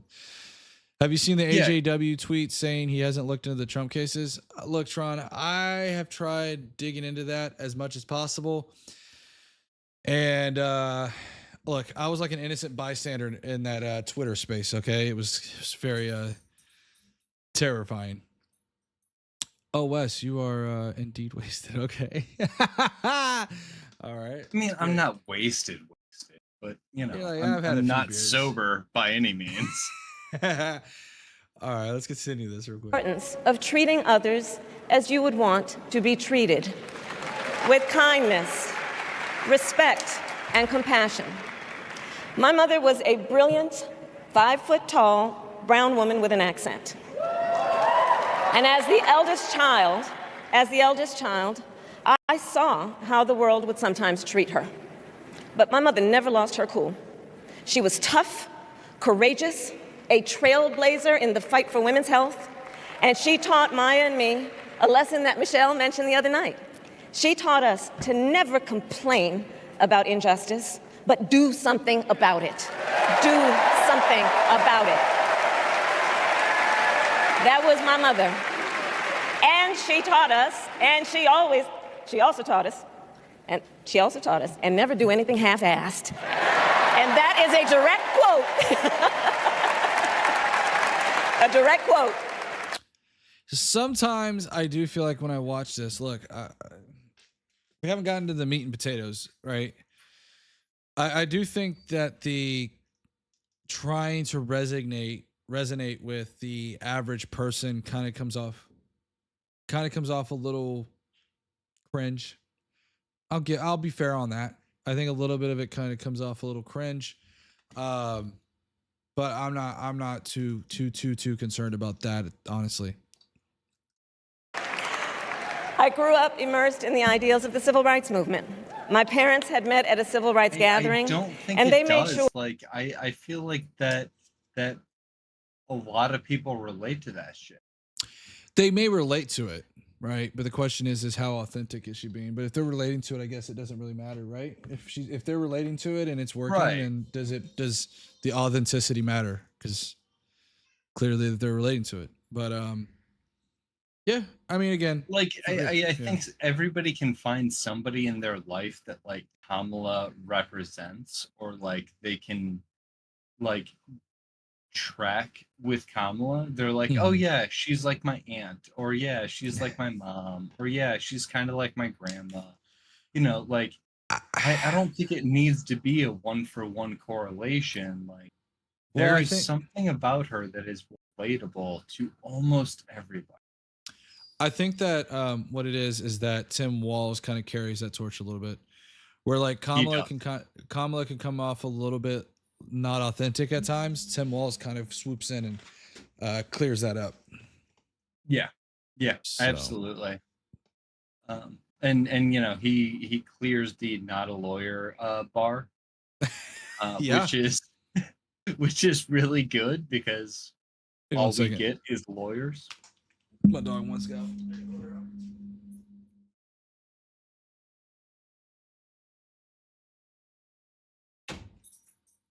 Oh, it's my chat now. Oof. What up, y'all? What you shouldn't do is you should not subscribe with your Amazon Prime. Think about it. It's $5.99 that you're basically getting for free. You should use that on I guess the doghouse. Yeah, I guess. Listen, guys, I do want to make this announcement actually. There'll be a more formal announcement, but you guys are getting the early scoop on this. Okay. If y'all are watching this, you are getting an actual early scoop. So you are part of a select few that are going to find out about this. Tron, I haven't told you yet, so I want to apologize in advance when I say this out loud. Okay.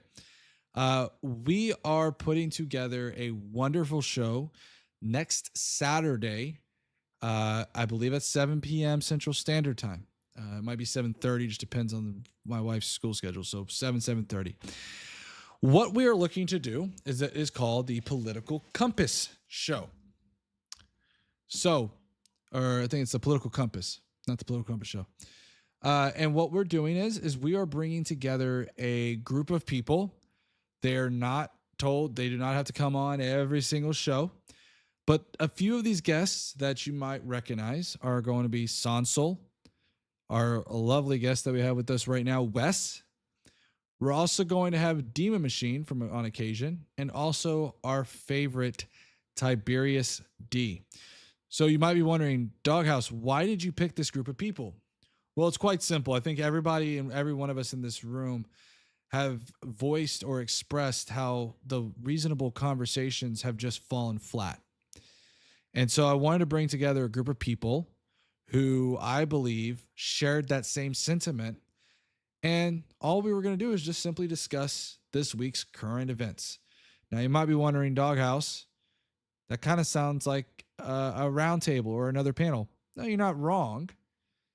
But again, the idea isn't to have a debate. It's not coming into it with a debate about here is the topic, now prepare for it, now duel.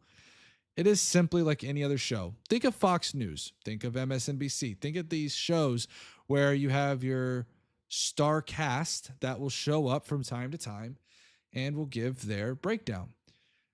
If we do not have any guests that evening because everybody's schedules are busy and booked, we have a few other backup guests in mind. And with that, if we still can't find anybody, well, the show will go on and I will host it all by myself. But I want you guys to know that it's something to be excited for. Look out for the formal announcement. I'm working on some graphics right now for it. And it's going to be pretty exciting, guys. I'm really excited about it. I think it's going to help try to take, help everybody out here and have some good, reasonable conversations. So that's what I'm really looking forward to. Yeah. I don't want to interrupt you, but I just want to like a kind of piggy boost, or what's that called? Piggyback Exactly what you're saying there is I'm super looking forward to this. I know all of the people that you've gathered together for this, and the people you've gathered together are people that I trust to have a reasonable and rather unheard of conversation, because reasonable isn't something that you hear along with like political debates anymore. So I'm really glad you're doing this. I'm looking forward to being a part of it whenever I can. And yeah, thank you. Absolutely, buddy. Yeah, no. And guys, it's going to be great. It's going to be a great show to tune into. And Cancel, you said I like the sound of that group, and everyone's somewhat movable, non-extremist. Maybe besides maybe Sansel. I haven't watched him in a while, so he may be more left of me now. So I want to make sure everybody's aware of this as well. The way that we structured this is that every single one of those people I named, you may notice that there's some kind of a recurring pattern. My goal was to literally bring everybody in from the wide ends of these political spectrums. Okay. Wes is our leftist. Okay. Sansel is sorry, Sansel, if you're listening to this, love you, buddy. I'm calling you a liberal for sake of the show. He's a liberal. Then you have someone that I would say is like more like Tiberius, who's more centrist, although he would say he's probably center right, and he probably take offense to that. Love you, Tiberius. If you're in chat, love you, buddy. But you're our centrist, so to speak.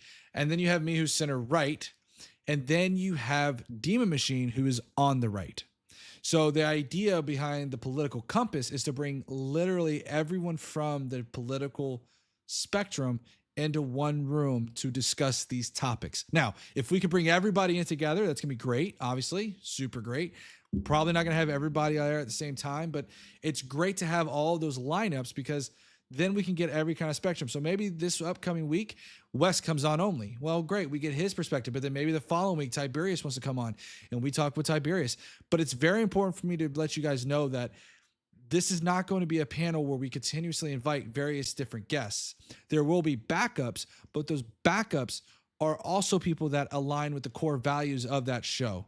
So again, that's the idea behind this show. I'm really excited to see how it goes.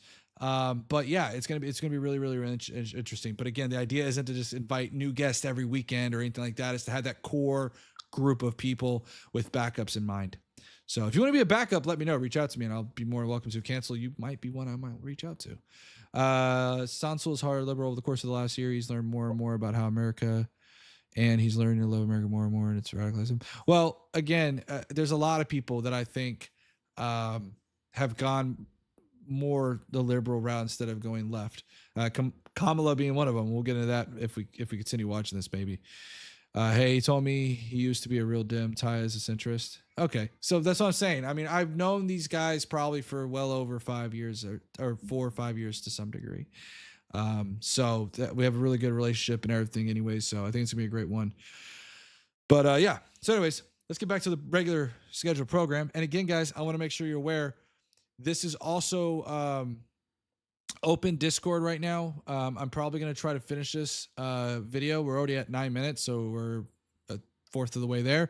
When we're done with this, if nobody jumps on, then we'll kind of ensure at that point, but we still probably got about another like 40 minutes to an hour. So we'll see what happens. And again, if you jump in, then we might go a little longer. So anyways, all right, let's get back to the show. Sure that we learned about civil rights leaders, including the lawyers like Thurgood Marshall and Constance Baker Motley, those who battled in the courtroom to make real the promise of America. So at a young age, I decided I wanted to do that work. I wanted to be a lawyer. And when it came time to choose the type of law I would pursue, I reflected on a pivotal moment in my life. You see, when I was in high school, I started to notice something about my best friend, Wanda. She was sad at school, and there were times she didn't want to go home. So one day I asked if everything was all right, and she confided in me that she was being sexually abused by her stepfather. And I immediately told her she had to come stay with us, and she did.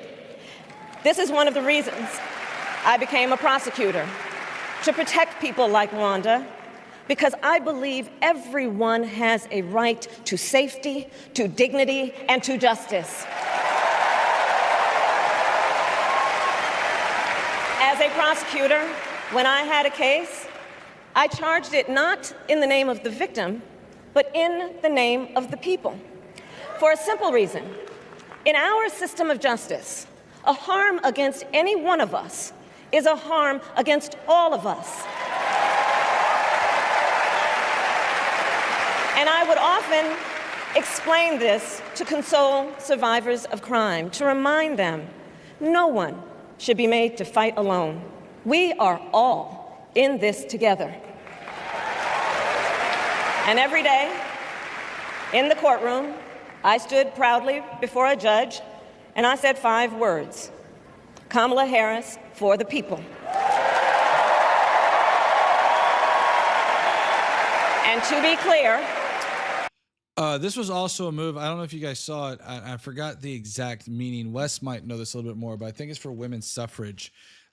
There were people in the crowd that were wearing all white, and you can kind of see a few of the delegates, it looks like, wearing all white. And I believe it has something to do with the women's suffrage movement or something like that. Wes, if you want to comment on that, you can, but I believe that's what that was for. Isn't that like a Handmaid's Tale thing? Or is that all red? I think it's all red. I think it's all red. And if it's not a Handmaid's Tale thing, then I'm not sure. Yeah, I know that was a big thing that they had at the State of the Union, I believe, under Trump. They did that. I think the squad did that. Democrats, the party of law and order. Exactly. and to be clear, my entire career, I've only had that we're sending bombs to drop on children, right? No, not crazy at all to me. Like, that is literally the status quo, and no Democrat or Republican candidate has offered to change the status quo, especially when it comes to foreign policy, like Israel. Like, every Democrat and every Republican is pretty much in line. At least all of the popular ones. Yeah, I was gonna say, well, not Kamala, because she's we'll get to that in a minute, but she's pro-Israel, but she kind of balanced it. She tried balancing it a little bit and saying, you know, stopping the suffering in Gaza and things like that, but it leaned more Israel than it did Gaza. Yeah, she tried to balance it out a little bit, and like, you know, so did Joe Biden at the end there. He was like, oh yeah, we should do a ceasefire, and then like just kind of slowly backed away from the camera into the shadow. Like, you know, they say these things.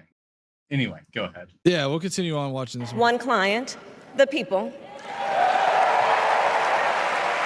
And so, on behalf of the people, on behalf of every American, regardless of party, race, gender, or the language your grandmother speaks, on behalf of my mother and everyone who has ever set out on their own unlikely journey, on behalf of Americans like the people I grew up with, people who work hard, chase their dreams, and look out for one another, on behalf of everyone whose story could only be written in the greatest nation on earth, I accept your nomination to be President of the United States of America.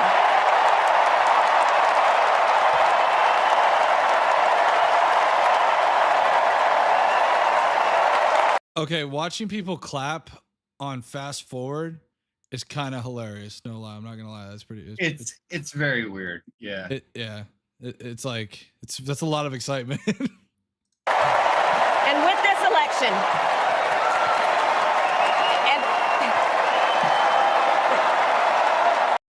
I know I went on a rant about like criticizing people, but I just want to, and this isn't even really me like making a really bad joke. All right, stop me if I am, Wes.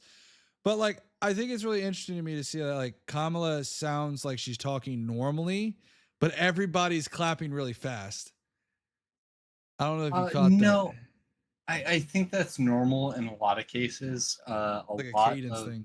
A lot of like political cadences seem to be very slow. Like, yeah, I can watch almost every political rally at least 2x, and it doesn't bother me in the slightest. Like, that's true whether it's Biden or Trump or Kamala. Mm-hmm. People just talk very slowly in political speeches because they need to emphasize, And you need to make sure unless that you're Trump, everybody understands exactly what you're saying. And it just like, yeah, you can watch that sped up and it's fine. Yeah. All right, let's continue. And with this election, our nation with this election has a precious, fleeting opportunity to move past the bitterness, cynicism, and divisive battles of the past, a chance to chart a new way forward. Not as members of any one party or faction, but as Americans. And let me say, I know there are people of various political views watching tonight, and I want you to know, I promise to be a president for all Americans. You can all. This is exactly why I think that it's like her speech is so powerful, and to watch this in person, I was very pleased.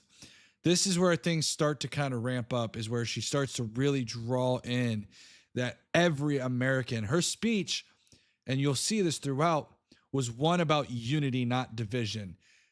The Trump RNC speech was one that was more focused on blaming the other party, things of that nature. And maybe we'll get to eventually watching the RNC Trump speech, but that one was a long one. I actually saw people criticizing that Kamala only spoke for about 30, 40 minutes, as we're seeing, but Trump spoke for an hour and a half. Guys, there's power in being concise. You don't have to go and ramble for an hour and a half. In fact, I would highly recommend against it. Why? Because the human attention span is very short. Okay? If I'm watching an hour and a half long speech, I'm going to just turn it over. You know what I mean? So, yeah.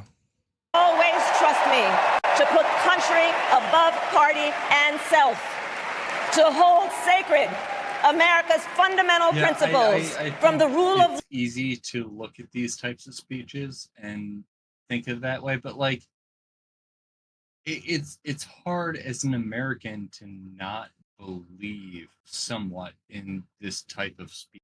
Like, in my opinion, it's hard to be an American, look at this and be like, oh yeah, that's bad. And it's like, no, like she's talking about American exceptionalism, except in a very palatable, everybody can understand it type of way. I don't know. Yeah, and when we get into the whole Gaza and Israel and Palestine issue, I might bring it up a little bit more, but I can talk about it a little bit now. I think that one thing she was doing is that like some of those niche areas from the left, she wasn't trying to really necessarily appeal to, because quite frankly, she thinks that they're pretty much too far gone already and that they're not going to vote for her anyways. And so what her big speech here is trying to appeal to the moderates, including even center right, because I'm of the strong belief that I think she gained a few good center right people. She made a very, look, I'm very honest with you. I told you guys earlier that I don't really support a lot of Kamala's, speeches or policy positions. But she made a very compelling argument for some other areas. And I've had to do some reflecting on this as well and go, where do you draw that line, right? So there's going to be policies that you don't necessarily agree with, but then it's kind of like that issue of like, okay, well, it made me think. I mean, I'm not probably going to vote for Kamala, but it made you think, right? It goes, how far do I need a candidate to be? So, for example, she's very anti-2A, but she's for like things like a child tax credit, or she's there for things of that nature. And I've always said that I'm a big proponent of tax credits. So it's like, where do you draw that line, right? Of saying, okay, this is when I'm willing to finally say, yeah, I'm going to move across the line to vote this way. I've asked myself that, and I think that you should. If you're not, then you probably are too ideologically in one camp. What am I a single issue voter for? Because I think that's what it comes down to. Like the people who are single issue voters who say like, yeah, I'm the only thing that matters to me is 2A. And if the candidate supports 2A, I'll be there for it. And if they don't, then I'm out. And And I was going to say is that for me, it's also about what is realistically going to happen. You know, for example, I do believe, and I will see if I'm wrong on this prediction. I believe that we're going to have a split Congress, and I think Kamala is going to win this. And so I guess the other issue is okay, you know, Texas is not going to go blue. Might go blue for. I'd be surprised. I actually wouldn't be surprised if it went blue, because there's actually I'm going off on a separate bend here, but look at the poll numbers, by the way, for the Senate race in Texas versus the presidential race. There's a very wide gap of Trump support, and this is for Texas specifically, where Trump is leading significantly. But when you look at the Senate race for Cruz and the other guy, they're much tighter, which is very interesting, because what I think that shows is, again, going back to my earlier soapbox moment, it's, again, that MAGA effect. Texas is very hardcore MAGA. So when you have someone like Cruz who's not super MAGA, that's the result you kind of get, is that in that disparity. Well, and you don't get the down ballot effect if you are not like completely pro-Trump. Welcome on in. Cancel the commune. Oh shoot, I didn't see you, buddy. What's up, buddy? I forgot you gave me perms. I just dropped myself right in. Yeah, I try to give all the streamers like perms to jump in and jump out whenever they want. Yeah, I think that Cruz still ends up winning. Allred is not nearly as charismatic as Beto was, and Beto got rolled by Cruz, so I don't really see much hope for it. But he is doing a little better. You're right, because most MAGA people know that Ted Cruz is only MAGA because he has to be. Yeah, that's exactly. I mean, that's kind of the thing too. Is I think that So guys, I know you can't hear or see, and that's because I didn't set up my panels correctly. But anyways, we got Cancel the Communists and Wes Cson here talking. Yeah, I think with Cruz, I think that also there's a little bit of that sting still from COVID when he or not COVID, the freeze that happened in Houston. Cancun Ted running away on the plane. That do you think that's still chasing him? I feel like that was in and out and nobody really cared. Ted Cruz is just a character. Hold on, give me 1 second. Y'all talk. I'll be right back. I can actually give you a good answer to that one. It doesn't stick to him in the same way that we think of like, Mitt Romney had his dog on top of his car, right? Like that's a politic moment that links to that campaign. It doesn't stick with Ted Cruz for like his very next run, but I guarantee you, if you talk to any Texan, they know about it. Like people that are Republican would still vote for him, but they're going to be annoyed about it. Yeah, they're not going to vote. Like he's kind of one of those senators that's like he's put his roots so far deep down into Texas that it's like you just kind of like vote for him because it's Ted Cruz. I don't even know when the last time we had someone who wasn't. Who was the one before Ted Cruz? Cornyn? Had to have been Cornyn, I think, right? No, Cornyn's still there, right? Cornyn, I think, is still there. I forgot we have two senators, huh? Yeah. Who was it before him? That's actually a really good question. I could have sworn because Rick Perry went straight from governor to Trump administration, so he wasn't Rick Perry. Let's look it up. Cornyn's been in there for 87 years because he's fucking old. Texas senators. Let's see, Texas senators. Let's do Wikipedia. Like, it was a Republican before Ted Cruz, I'm almost certain. There hasn't been a Democratic senator in Texas in ages. Yeah, it's been a hot minute.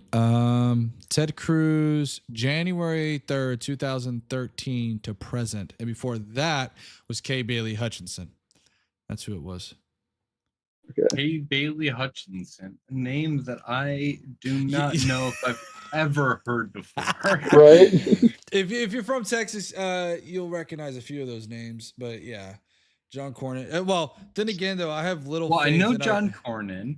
I know obviously like Ted Cruz and Greg Abbott, like, but what'd you say? Like J.B. Hutchinson, like the most K Bailey.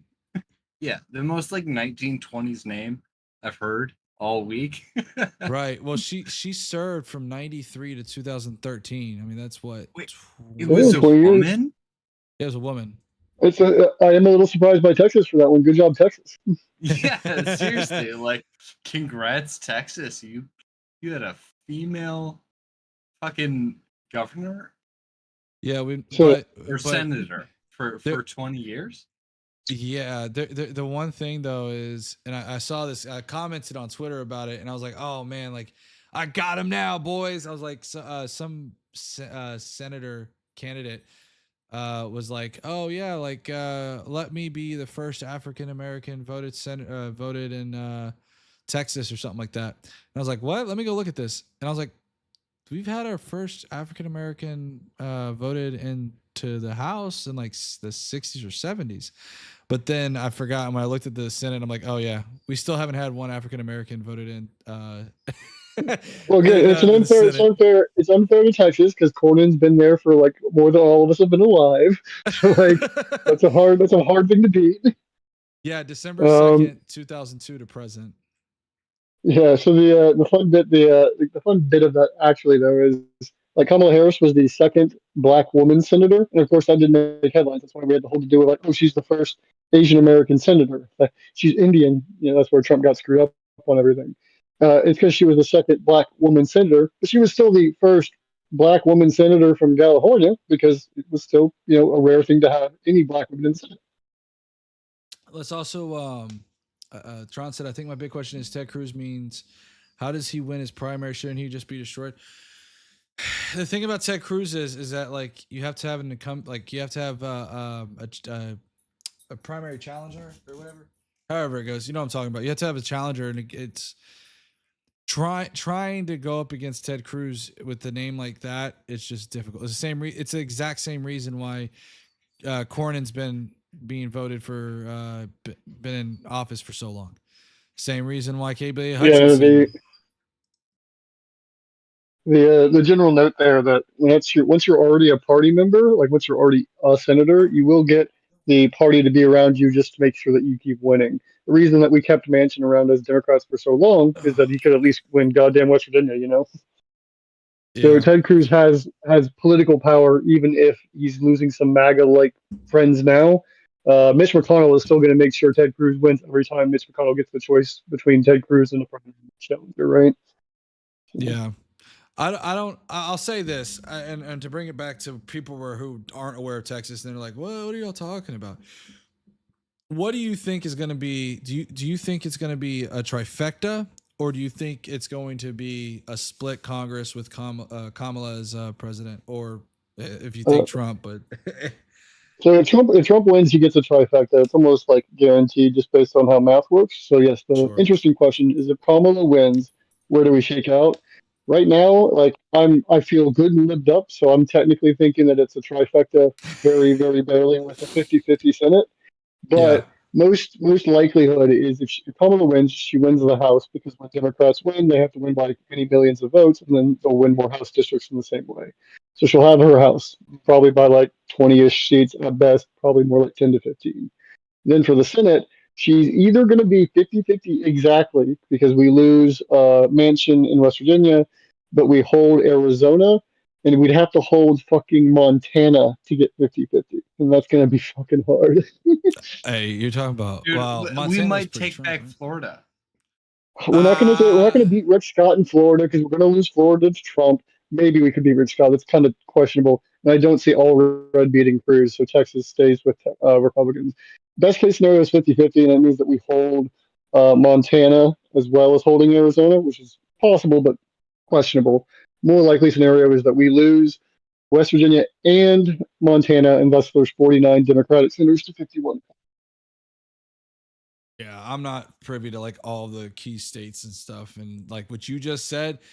God bless you, because I don't know how I can track all that stuff.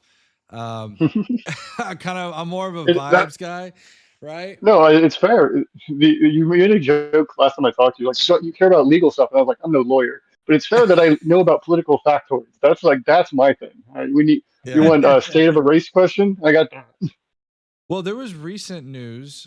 Speaking of legal, for anybody who's unaware out there, I don't know all the details, but there was some Breonna Taylor I saw that too. Stuff going on out on Twitter where they found, I think, someone not guilty or something or whatever, basically concluding that the boyfriend, I forgot what it was. I'll have to look at it. Okay, so the boyfriend was found guilty for being responsible for Breonna Taylor's death because he had a gun and responded to people bashing down his.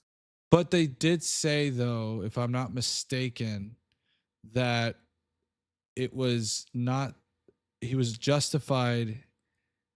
Oh, what? Oh, that's what it was. Okay, so it was something about like even though he was justified in what he had did with the shooting, it still led to the cops firing back, which ended up doing something like that. I'd have to look at it because it was some kind of weird language they used. The quick hit for it, like the summarized version of it, is that he didn't get charged with murder for her dying. Like, in theory, he could have gotten charged for felony murder because during him shooting, she died from cops returning fire, like if they thought he was a criminal. But no charges were brought against him a while back because they determined he had a clean shoot too. People bust in your door. It's pretty fair that you might start shooting. But what happened now is that a judge threw out the case against the cops because the cops got an illegal warrant. They busted down the door with a no-knock warrant that they didn't have rights to. And then once shooting started, they killed someone. So we had a court case about it. Yeah. Judge tosses it and says, even though he can't be held criminally liable, the boyfriend is effectively the fault, the cause of her dying, and we can't put it on the cops. So I'm pitching the case. Yeah, there you go. That sounds about right. Yeah, because it was really interesting to see that because that kind of flew under the radar a little bit, and I was like, that's kind of an interesting point because Well, I didn't mean to interrupt you, but I do feel like this is a very strange one, and I don't know why I'm not hearing more from like 2A enthusiasts about this, because the situation of you being in your home, being a legal gun owner, and then someone busts down your door unexpectedly, and you defending your home with your pistol, that should be right up every 2A enthusiast's lane, right? Like that is why people say we should have guns, so that you can protect yourself when somebody fucking busts down your door and means you harm. And like in this situation, 2A people are like kind of stepping aside and just being like, oh yeah, no, I don't know, it was a police mistake. Maybe it's just me, but I feel like it's an underwhelming story. It's kind of like a lot of the meat and potatoes of that story, no pun intended, kind of died off a couple of years ago. I mean, it's true. It was a big deal back when it happened, right? Yeah, no, I mean, he's kind of right. It was a really big deal when it happened. Breonna Taylor is one of the big instances for BLM of a situation where most Americans could view this, what happened, and say, hey, that's fucked up. Like, she shouldn't have died because the cops shouldn't have busted down the doors. So it got a good political moment. And the reason you're seeing people step away from it now is because it's not technically what just happened. Like, we talked about people who were involved in the Parkland shooting, right? The one kid's like went to Harvard, he's a politician, he's a Twitter guy now, right? We talk about him. We don't really talk about, Parkland specifically, right? We don't talk about that shooting. We talk about whatever was the most recent shooting. And so for Breonna Taylor's case, unfortunately, we would talk more about that lady who got shot with a pan of water. More recent. It's the nature of 24-hour news. So. Yeah, exactly. That's exactly it. It's just old news kind of coming up with like a little bit of an update. It's kind of like recently I saw Derek Chauvin ended up getting transported down to Texas. That's actually a great example. Yeah, he got stabbed and everyone was like, yeah. Yeah, once he got convicted, everybody was like, okay, cool, what's next? All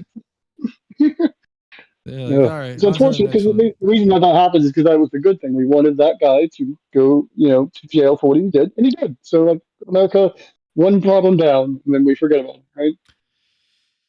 Yeah. I said, I think, back to this election thing, I think for me, it's gonna be interesting to see what plays out. I know I went on my soapbox earlier, but I'm serious as all get out that if the Republicans want to win, They have to stop exiling people. It's a problem the left had before. If you purity test too much, you kick too many people out. It's why Twitch poll, had its own problems. Part of the reason you and I both probably dropped off of this era because it wasn't worth being around after a little while, right? Pretty much. I mean, that's pretty much it. And so,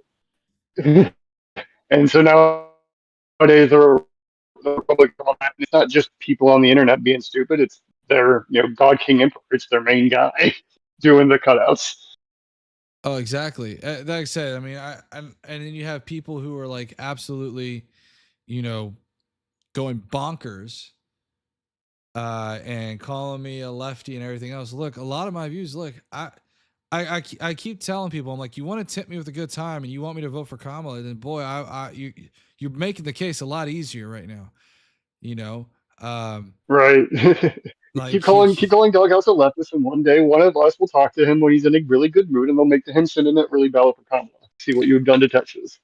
The one saving grace we have, I think, is that when we look at seeing the narrative that is being formed by the right, is that it's so weird. It's like self-fulfilling. They are starting to prepare for, should they lose, that it was stolen, which is really interesting because they're really hedging their bets here. Whereas it's like, okay, let's just assume that the 0.1% chance that Trump does win.